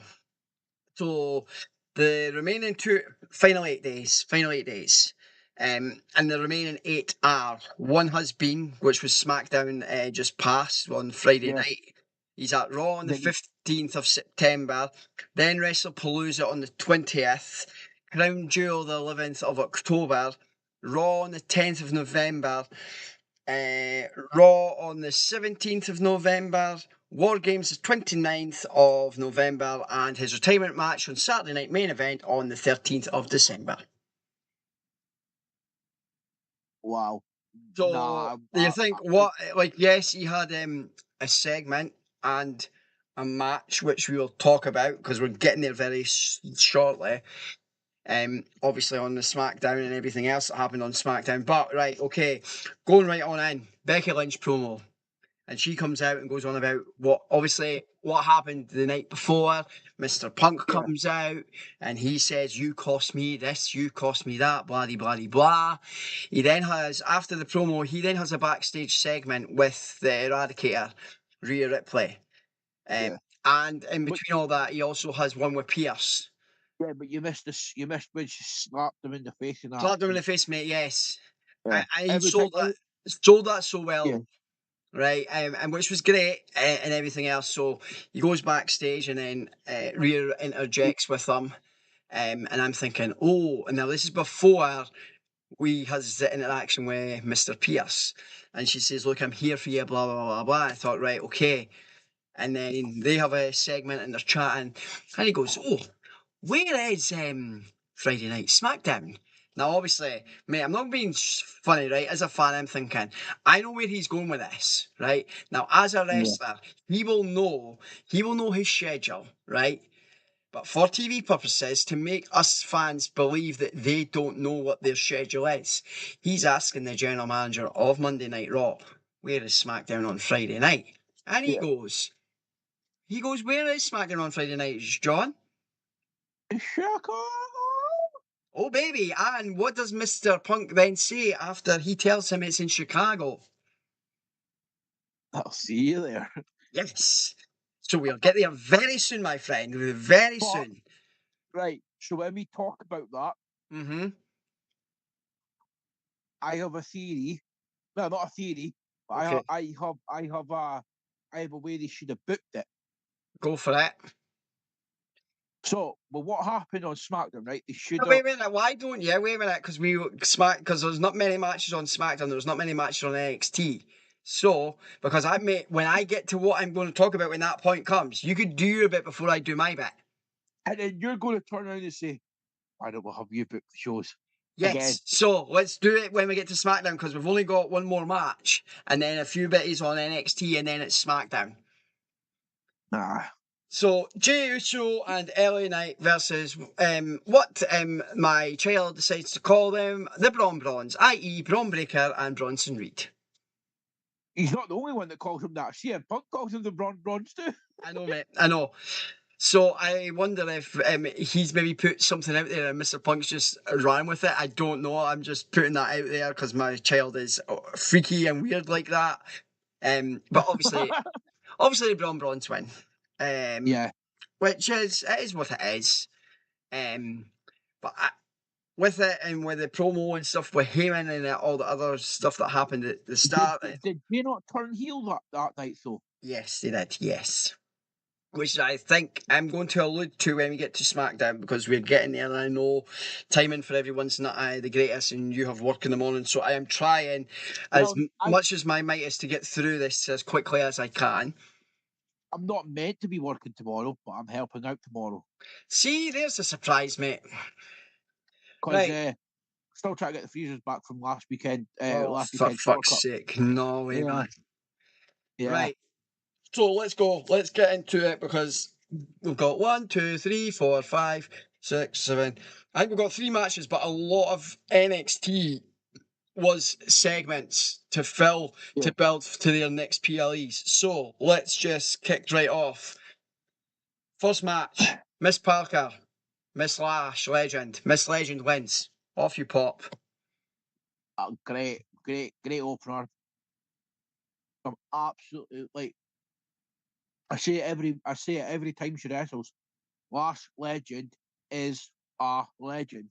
She is a legend, mate, and I just can't wait to see her on the main roster because her and Tricky Willie, when they both make the main roster, mate, they're just going to fucking fly. They're going to just hit it from the get go. And again, like you say, her and Jada Parker together in the ring, they just put on a fucking clinic. And honestly, I could watch them over and over, mate, and I wouldn't get bored of watching them have a match because they're both so good and they know how to one up each other so well, if you know what I mean. Yeah. After their match, we get a backstage confrontation, which I've already alluded to earlier, by saying that I thought this was going to continue, like Monroe and Gracie have a confrontation backstage. It doesn't really go anywhere because, security separate them. So separate them, but that's why I think this is still building, and because they've got, like we've already spoke about, they've got the one match each and stuff. So yeah. Right, Javon Evans promo, which Mr. Briggs interrupts, which, meh. That's all I can say about that. Meh. And I completely forgot, right, that who the Speed Champions, who they are now defended for the women and the men. They are now part of the NXT brand. Remember how before when they first started this, it was all done on online. You watched it on YouTube, and then you see it. No, it wasn't YouTube. It was X. That was put on X. So they've obviously changed because when they were doing tournament matches or when they first created these belts, they weren't for that. They were doing it on X, and I'm wondering. Don't quote me. I may be wrong. I'm wondering if they've not got the figures of people watching when these matches were happening on X, and that's why they've decided to think, fuck it, we'll put the men's and the women's, bish bash bosh. Well, see, I like the way I see it, right? I think this was created because Ricochet wasn't getting any screen time. Fair enough. Yeah. That makes sense. They only had the males version first. That's right. And then I think it was like 4 or 5 months down the line, somebody, a female wrestler tweeted, "Why don't we have a women's speed?" And then Triple H tweeted and said that he didn't think that the women were quick enough. Mm-hmm. And then that person said, "Well, why don't you give us a chance and we'll show you?" Yeah, and but it's. I think it's good to see that they're now both men. I can't remember who the men's champion is right now, and that's going to fucking kill me. Is it not Andrade? Yeah. So I do think it's good to see them on there, and this match Yeah. was a tournament match, and it was 2 seconds. Sorry, it was Zaya Brookside versus Candice LeRae, and Candice LeRae win. Take it away, mate. Do you mean Zarya? Zaria Brookside. Sorry, yeah. Yeah. Yeah. You know what? I can't even remember who won this match. Oliver. I can't even remember who won this match. Yeah. Candice LeRae won the match, so she's then moved on because it looks like they're doing a tournament going further forward and stuff for it. Yeah. So now, mate, I don't know about you, but the next part I so fucking loved. It was Trick Williams is in the ring. Yeah. Doing what it's oh, there's no one here to beat me, this, that. And then we get boom, the music. And I'm like, wait a minute, what the fuck? Wait a minute. No. And then DIY's graphics come and they've got their old music back. They come out with wearing new, obviously new DIY gear, interrupt Trick Williams, say what they say, have a backstage segment saying blah, blah, and then they're turning up on NXT next Tuesday. And I thought, oh, that's interesting to see. They've got their graphics back, they've got their old music back, they've come home, and I'm thinking, oh, something I didn't see happening. Because I know when they came out the main roster, for whatever reason, they didn't have. They had their own music. They didn't have the DIY stuff. So I'm happy, and I'm hoping when they come back to the main roster, it continues, and they get to keep that on the main roster as well. So I was pleasantly surprised that they obviously interrupted him. But it's been 10 years since DIY were actually back on NXT or something like that. So close to that or something. So I thought I think it was a nice nod for it. No, it's been 6 years, sorry, because 6 or 5 years, because Johnny was in a feud with Adam Cole before Adam Cole went back. What was I going to say? We have to give a mention to Joe Henry as well. Congratulations on him beating the Miz at a live event. Yes, mate, 100%. That's one result I did not see happening. No, I didn't either, mate. I'm just looking through it. I'm just looking through the tweets to see that I didn't miss anything, but you're right, it was 6 years. Ava then announced a triple threat, number one contenders match, Fatal Influence, Colin and Sol Ruka versus Zarya, which is obviously for on NXT next week. I think also you got then Kaylee Armstrong versus Jordana Grace. And obviously, I don't think Grace needed to win it, but I could see why she did win. It would have been nice to see Kaylee getting put over, if you know what I mean, and stuff. But and whilst we're here, because she then announced obviously Taylor Heights versus Ethan Page in a flag match as well. No, mate, this was class. This was absolutely class. Not the match, but the next one. So, Andrew Chase versus Josh Briggs. Take it away from Mr. Briggs, my friend. Again, fantastic match. Andre Chase, amazing. He is, mate. It's good to see that he's come away from what he was doing, but there's still elements of it with the university, but not as much. Yeah. But They really don't need the university stuff. They don't, but mate, I think because that's what the fans are used to. I think eventually it will fade away and go, if you know what I mean. But I think just because what Yeah. the fans are used to it, that's why they've did it. I was just checking through NXT here before we go on to the main event and what I want to talk about, because it speaks about the people that are in this match. So the main event was Obafemi and Ricky Saints. It was an 8-man tag match. Um, versus Hank and Tank versus obviously the Dark State. Now, Yeah. obviously, Saints, Femi, and Hank and Tank win. But what I thought was class, there was a bit going on in the match, and one of the Dark State guys said, I don't know if it was to Hank or Tank, I can't remember who it was in the ring, says, because at this point I think Saints and Femi had been taken out and they weren't anywhere to be seen. And they Yeah. alluded they were going to do their finisher on him. And I meant, who's going to save you now? Oh, Yeah. I, I can't remember if he said Joe Hendry or whatever. And the next minute his music hits and then he's on the ring mat and like the music goes and he's like, and then Oh, it was a commentator because he goes, where is he? Where is he? And then Booker T goes, who are you alluding to? And he goes, Joe Henry. And then his music hit. yeah, and I mean, I thought it was class how the build and everything, how they did it. But whilst we're alluding to it, obviously, Ava has announced this was a day ago on obviously NXT, well, on her own Twitter, and obviously Shawn Michaels retweeted it. Championship match set by Ava. Dark State will defend the NXT tag titles against Hank and Tank on Tuesday. So there's another match for Tuesday. So for Tuesday night's I think we're getting a NXT, title change.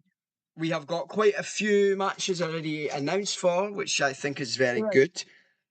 Right, because we're speaking about NXT and that, right? Mm-hmm. Now, a certain Mr. Henry Yes. has confirmed at a Discovery show that he is no longer the owner of Discovery now. So could he potentially, So when I was just about to say, is he wrapping up his dates in Scotland and being independent to then jump going to joining, WWE? yes, yeah, because his contract with TNA's up soon. So could it be that he's doing that switch to be full time with WWE, which mate, he deserves it if it is, because the sky's a fucking limit when he hits it, mate. I mean, Honestly, he's already wrestled one of the best superstars of the current era, which is Randy Orton yeah. at WrestleMania. And the fact that Randy pushed for that match because what Yeah, happened, and that shows. Yes, obviously Joe didn't get the win, but that shows that Randy was, because Randy could see how over he is. Randy was yeah. willing to help get him over more, and even yes, he didn't win, but for Randy to be able to have that interaction with Joe at Mania, 100% phenomenal. And then I don't know if you've watched Insight with Chris Van Vliet with John Cena and stuff. John Cena talks about how over he is and that he could go and he could become the next John Cena basically. Yeah, mate, I love, right? And I don't think it's going to be able to happen, but I would love John and Joe to be able to have a match before John hangs up. But I don't think it's Yeah. going to be able to happen. But anyway, right. Moving on to Friday Night SmackDown, and we're almost there because we're getting to this fated segment that we both really, really want to speak about, okay? Yeah. Right, so match opens. Cena and Sami Zayn. Cena comes out, thanks the crowd, saying it's his last time here. Blah blah blah. Sami comes out, interrupts him, says what he Yeah. says. He thanks him and everything else. The crowd boo him.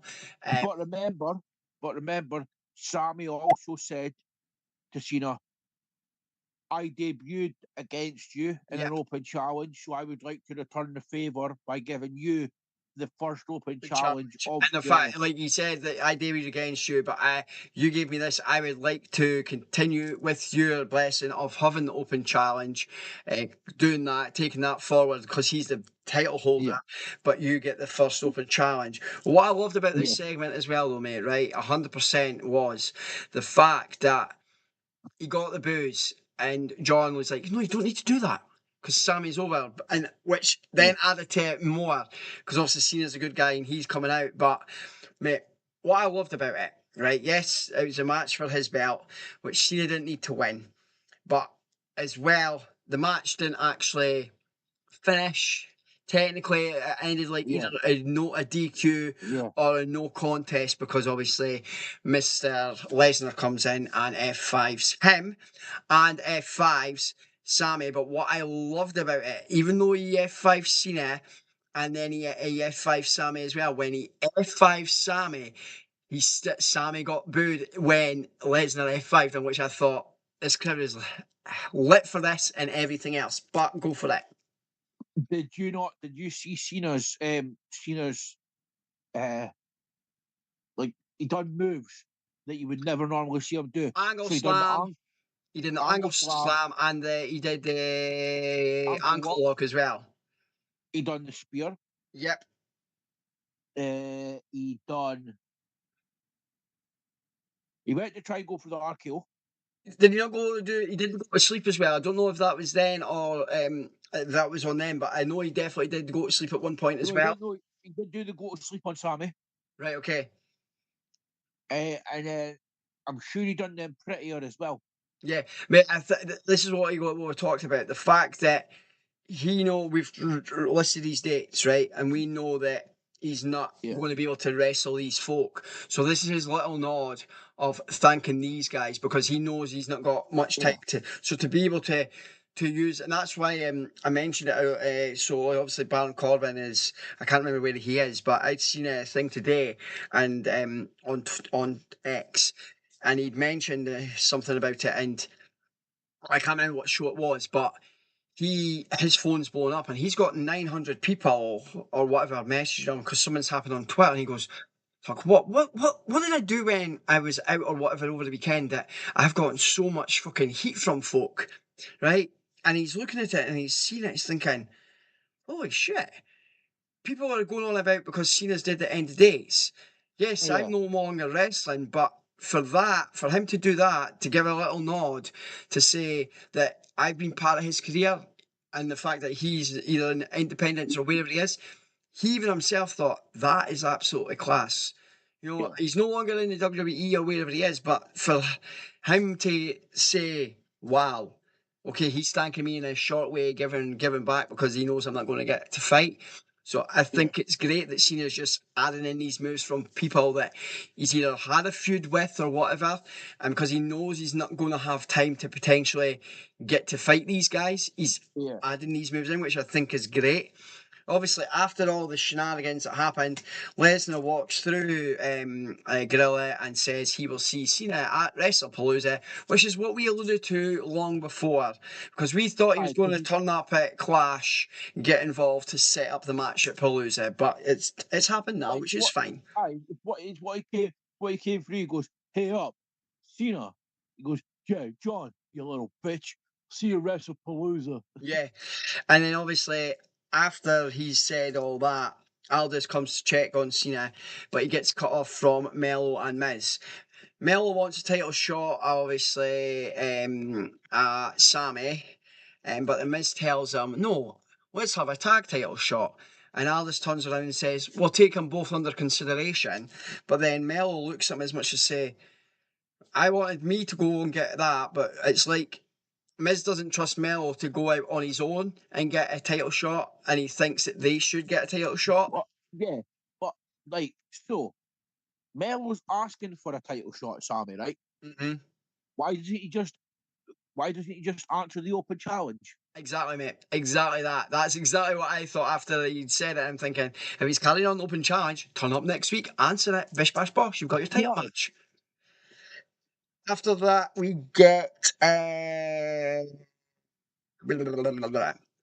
Black and Damian Priest.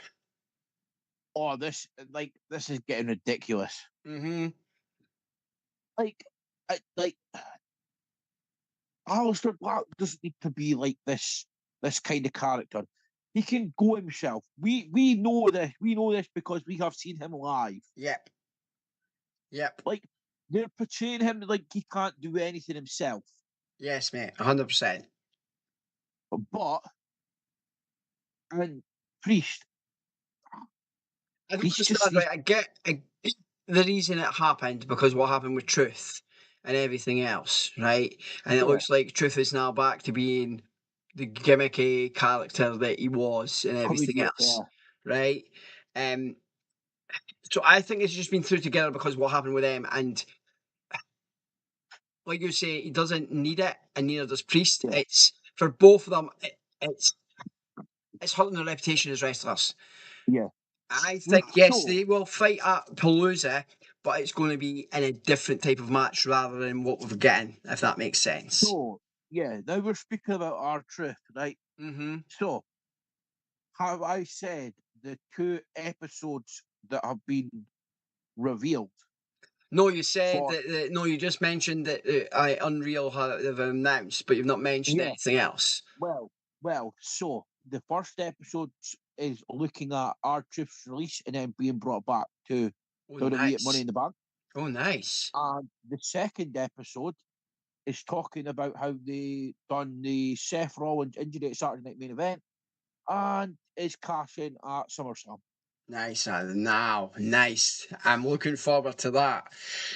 Then There's we a get little some. spoiler for you guys. That's okay, mate. Then we get obviously graphics because obviously before they go to commercial break and stuff as they do on Netflix because they still have to, which is it is what it is.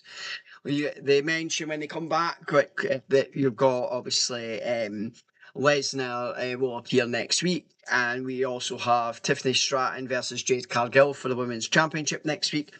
After all Yeah, that, before we get to the match that comes after everything else. There's a backstage segment with Jade Cargill and Nia Jax. Cargill talks more, they talk a bit more and go backwards and forwards. And then Cargill says to Nia Jax, if you don't move, you will get these hands. Now, I thought that was a nice, like somewhere right down the line, Mr. Strowman is like, inside, he's like, wow, someone else has used that. But then obviously, I thought that's a nice nod for Strowman, but then obviously Nia then turns it around and says, "We'll see about that." So, and then that ends the but segment. isn't Strowman not an internal part of the roster still?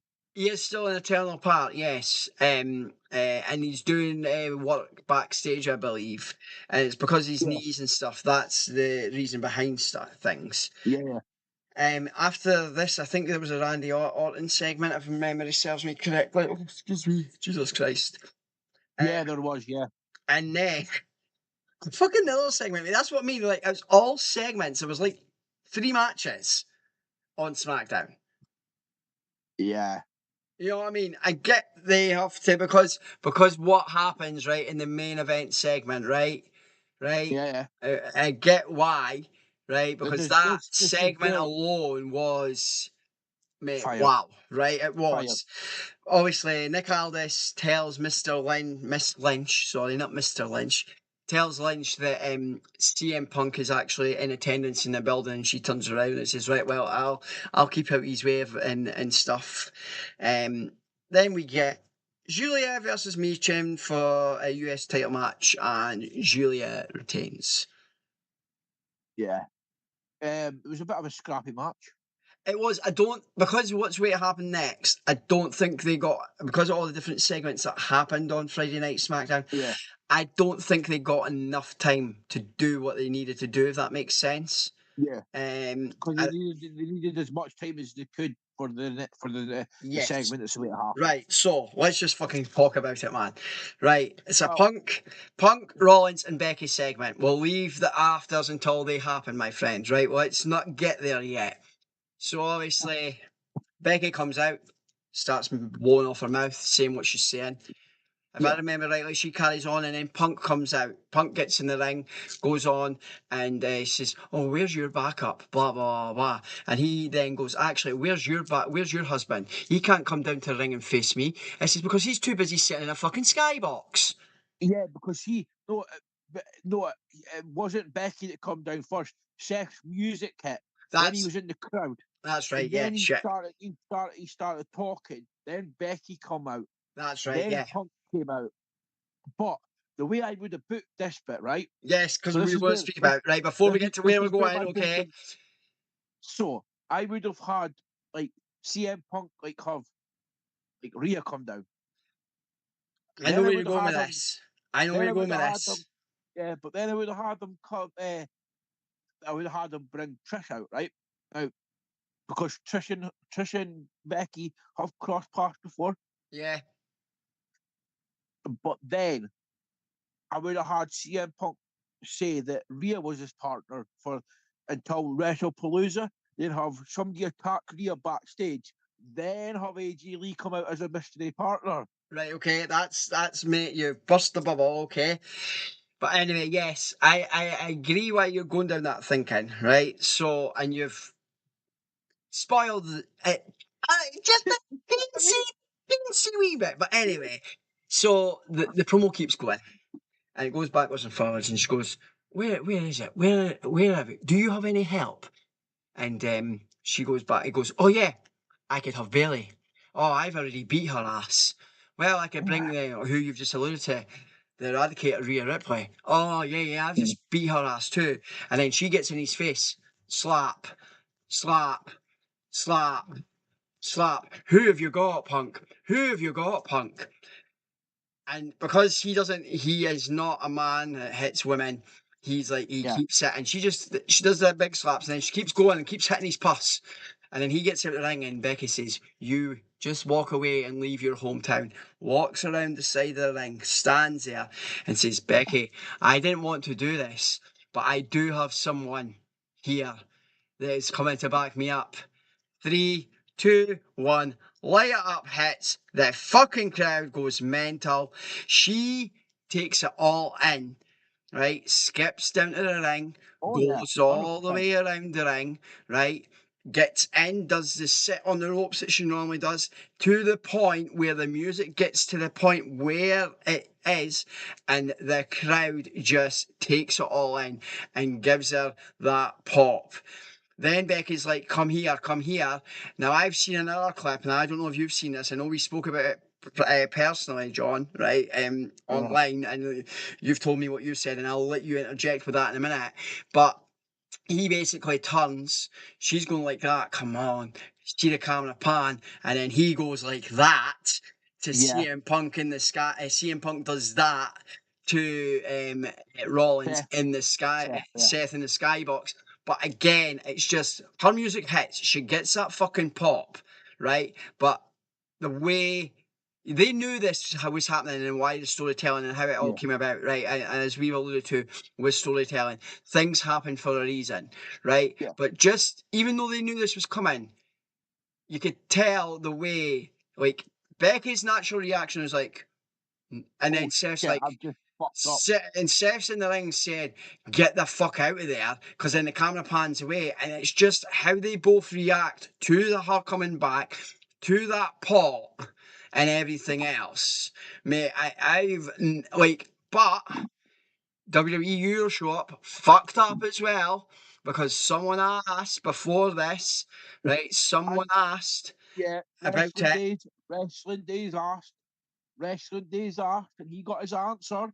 And they did fuck up, but they deleted it as soon as they knew they I fucked deleted up. it because I think some of the higher ups, and that's why why that's why I've kept it for here. When he said on Monday night, Chicago, and I thought, I know what's happening here, but also with the storytelling, that's why you've alluded to the stuff with the Eradicator. I've Yeah, alluded to the stuff with Bailey. The fact that these things happened on Raw, right, and the night before and everything else, was that to try? Because fans now they pay attention to everything now. Was that to try and put fans off the scent because it's in his hometown? It's in her home, like where he in that. Is that them trying to put it off? But mate, wow. And sorry, before you say your part, wee man came in and goes, "What a fucking pop, by the way." yeah. I'm gonna just say this now. WWE creative, you need writers, we're here. We're Yeah, mate. free. Honestly, it's just because, mate, we called it weeks back that it was going to happen. Bruh. Just the way Yeah. it was going. and it's like what she's signed a multi-year deal, and she's going to be a full-time flipping wrestler. Yeah, 3-year deal. You know what I mean? And that, right? This is what I want to know, right? See when Unreal, because I know we've got the 2 episodes. I want to see how that all came about and how the conversations to then get to the point where bang. And also, the last thing on this, and then you could interject anywhere you like about it, right? This is where I love Triple H. He's a fan fucking boy, fan girl, right?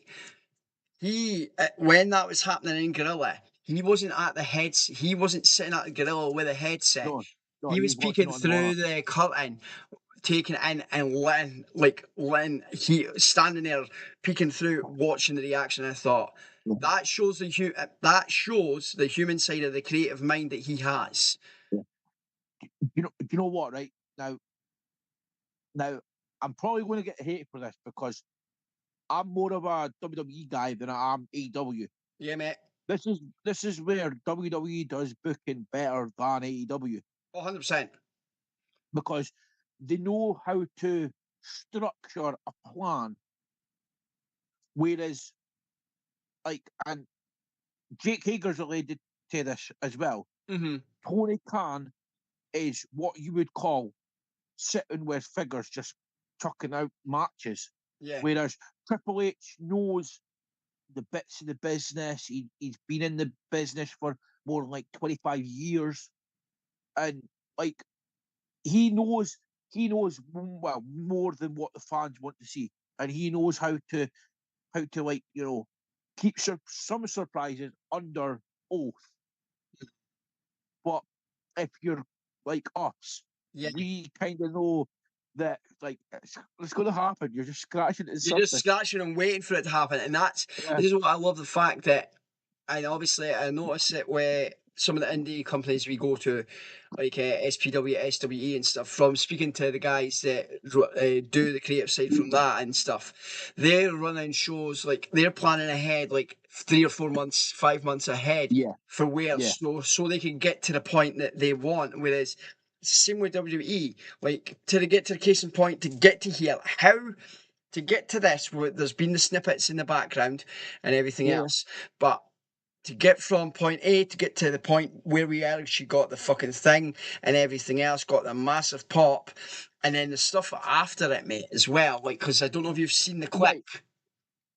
Yeah, there's a like so 8 months ago. I don't know if you remember when Mello was getting interviewed. Yeah, yeah. They had like a background, but they had like it was a colourful background, but in small writing, they had light it up. I do remember that, mate, actually. Fuck me, wow, yeah. Actually, yeah. They put the Easter eggs out there to make sure fans like us and Yeah, that pay attention to these things. Because you remember when they first started all this stuff with the Y86, mate, and when the QR codes came out? yeah, Every time, mate. And when the way they did it, and how they actually used a microphone on one of the shows, and it was turned round so you could actually get the QR code. No, how yeah, because yeah, every other time because how quickly when the video came and how quickly yeah, it happened, you couldn't get the code and yeah. stuff. I mean, see, like so, the first QR code I got was down the rabbit hole. Yeah, same, mate. That was the first one, and then I Like just it kept was like, going. yeah, it was like I'm going to follow this because this is like, and then when you viewed it, like you didn't think it was going to be a video, and then it just boom, and then you just how loud it was. It was like, whoa, what the fuck is going on here? Yeah, mate, and in fact that each week you got a new one, or if you didn't get it there, you were getting stuff fed to you from WWE on X, and you'll go having it go there, go Yeah, to yeah, YouTube and whatever else, and it's stuff like that where his creative mind and the guys that are with him doing this stuff, thinking yeah. different things outside the box to get us to where we want to. So Ollie has came back in and said, Punk and Lee will take the titles off Becky, sorry, and Seth, and he thinks that's what H will do. He doesn't say when, but Do you know what? Always just made a great point there, right? Because they can do right what they done. Remember, I don't know if you remember Backlash 2001. yes, I do, mate. Yeah, So Austin and Austin and Triple H they had the tag titles. That's right. Kane had the Intercontinental, and Undertaker had the WWE, Yes. and then they had all the belts defended, and whoever won took both belts. Yep. They could do, And then yeah. that's been and then I think it was just after that Triple H had his match with Jericho, and he split his quad. That's right, mate. 100%. Yeah. 100%. And then that loud pop when he come back, that was amazing. Yeah. You know what? It's just, mate, it's things like that. And just see, mate, see when that music hit. Like, because I had said to you, I'm going to try, because we were alluding to it, we'd been chatting and stuff, right? And I says, right, I'm going to, and like, I know we spoke about it off camera and stuff, right? But Yeah. I'd seen the clips on Twitter, and I'm thinking, bastard, I need to watch this fucking live. Because you're getting the small clips, and I thought, fuck it, go to work, right? I know where it is roughly on Netflix. Netflix on, phone on, headphones in, on the bus, right? Watch it all play out, and she comes out, mate. And I had to contain myself because I marked the fuck out, but I was on a bus to work. I Right, well, couldn't. now you've said that, right? I'm going to tell you my reaction, right? So I done what you did. I went to sleep, right? Yep. And I set my alarm for just before the main event. Right, okay. So I seen the whole segment, Right, yeah. and I heard my neighbour at this side, I had my neighbour at that side, I had my neighbours across the road come over to my door. Wow. They're all like, "Why are you crying? Why are you crying so loud?" Oh, no way, wow. And I goes, "Well, you don't watch wrestling, so you won't understand." Wow. That's mental, mate. Light it up, light it up, light And it up. they're getting sick of the song. I could hear, like, see every time they pass my house, I could hear them singing it. Well, that's what he's just put in the chat. Light it up, and smiley face, smiley face, smiley face. So Oh, I think he's absolutely, yeah, fucking hell, like us, very happy she's back. Um, oh, you know but what? It needed to happen. I did, It mate. needed to freshen up the locker But room. well, last thing before we actually do go, I don't know. I know we've tried to speak about it. I don't know if you've seen the clips after. In fact, when it went off air, and then they've showed the clips that, like, fact that Her Becky signing the leaves. contract. No, not signing a contract. No, so Becky left the belt in the ring, and basically, she goes up the ramp. Punk's Yeah, behind her, and Punk's standing like that. And the cameraman, you don't see it, but I'd seen this tweet earlier. Stu, he must be the head guy, and they're yeah. standing there, and Stu tells her to go back one more time. She runs back down the ring, goes back into the ring, and does that. She's skipping away in the ring, right? And see when he goes round one side, Punk skips as well and stuff. And Oh, yeah. I thought that was class, right? And then he gives her her moment. She carries on doing her bits in the ring. He then walks back up, and he's standing at the top of the ramp. She Yeah. comes back up with a belt and stuff. She goes through, and he's like, "Right, on you go." And then the camera Are they maybe? pans. Yeah. Are they maybe testing the water with her with the belt to see how That's she what I looks? think. Yeah, that's what I think. And but then you see, like, the fact that the turn and Punk lets her go back through to Gorilla, and he's standing, and then Stu, the cameraman, just goes round, and you see the beaming bloody smile. You know what I mean? I'm thinking Oh, yeah. he's happy she's back, but just to see that actual reaction from him. And then Yeah. him, like, doing, like, in different bits where, like, I'd seen different clips, and then he's doing the skipping bit as well. Yeah, because he's Stu. He's the guy that Roman calls dad, eh? Yes, he's a guy, and that's the one that when Cena when he was face, when he was heel, didn't speak to. But when he was facing that, Yeah, it's like every time when he goes to the camera, he says, "Right, Stu, ready, let's go to work." And then he bombs, and then Stu and the other guys bomb with him, and I'm thinking yeah, it's class. So I think he must be one of the head guys that are on camera for the spots like yeah, that. The fact that I seen the clip earlier, and he told them go one more time. Now I'm wondering if he's then been told from someone at the side, but because there's no referees there to yeah, give them to the ear, and that's why you yeah. see them standing there and Stu said, go again. You know what I mean? Because now you speak about that, right? Jey Uso, when he comes out and does his yeet, he's like, roll the camera still, roll the camera. Yeah, mate, it's class, but all in all, I think, brilliant end, and that's definitely setting up for more interaction with the four of them on Monday Night Raw, and I'm calling it now. They are facing each other in a mixed tag match at WrestlePalooza. That is not a spoiler, that is a prediction, my friend. And I'm going to say, I'm going to side with Ollie, and I'm going to say all the gold's on the line. Yes, mate, 100%.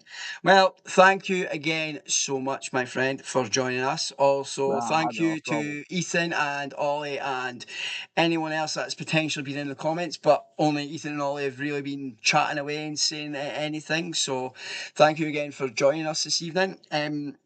We will be back next Sunday around about the same time, 8:30. Yes. So thank you all for joining us, and we will see you next Sunday, not Saturday. I said Saturday there. Next Sunday. Sunday. Right. Thank you.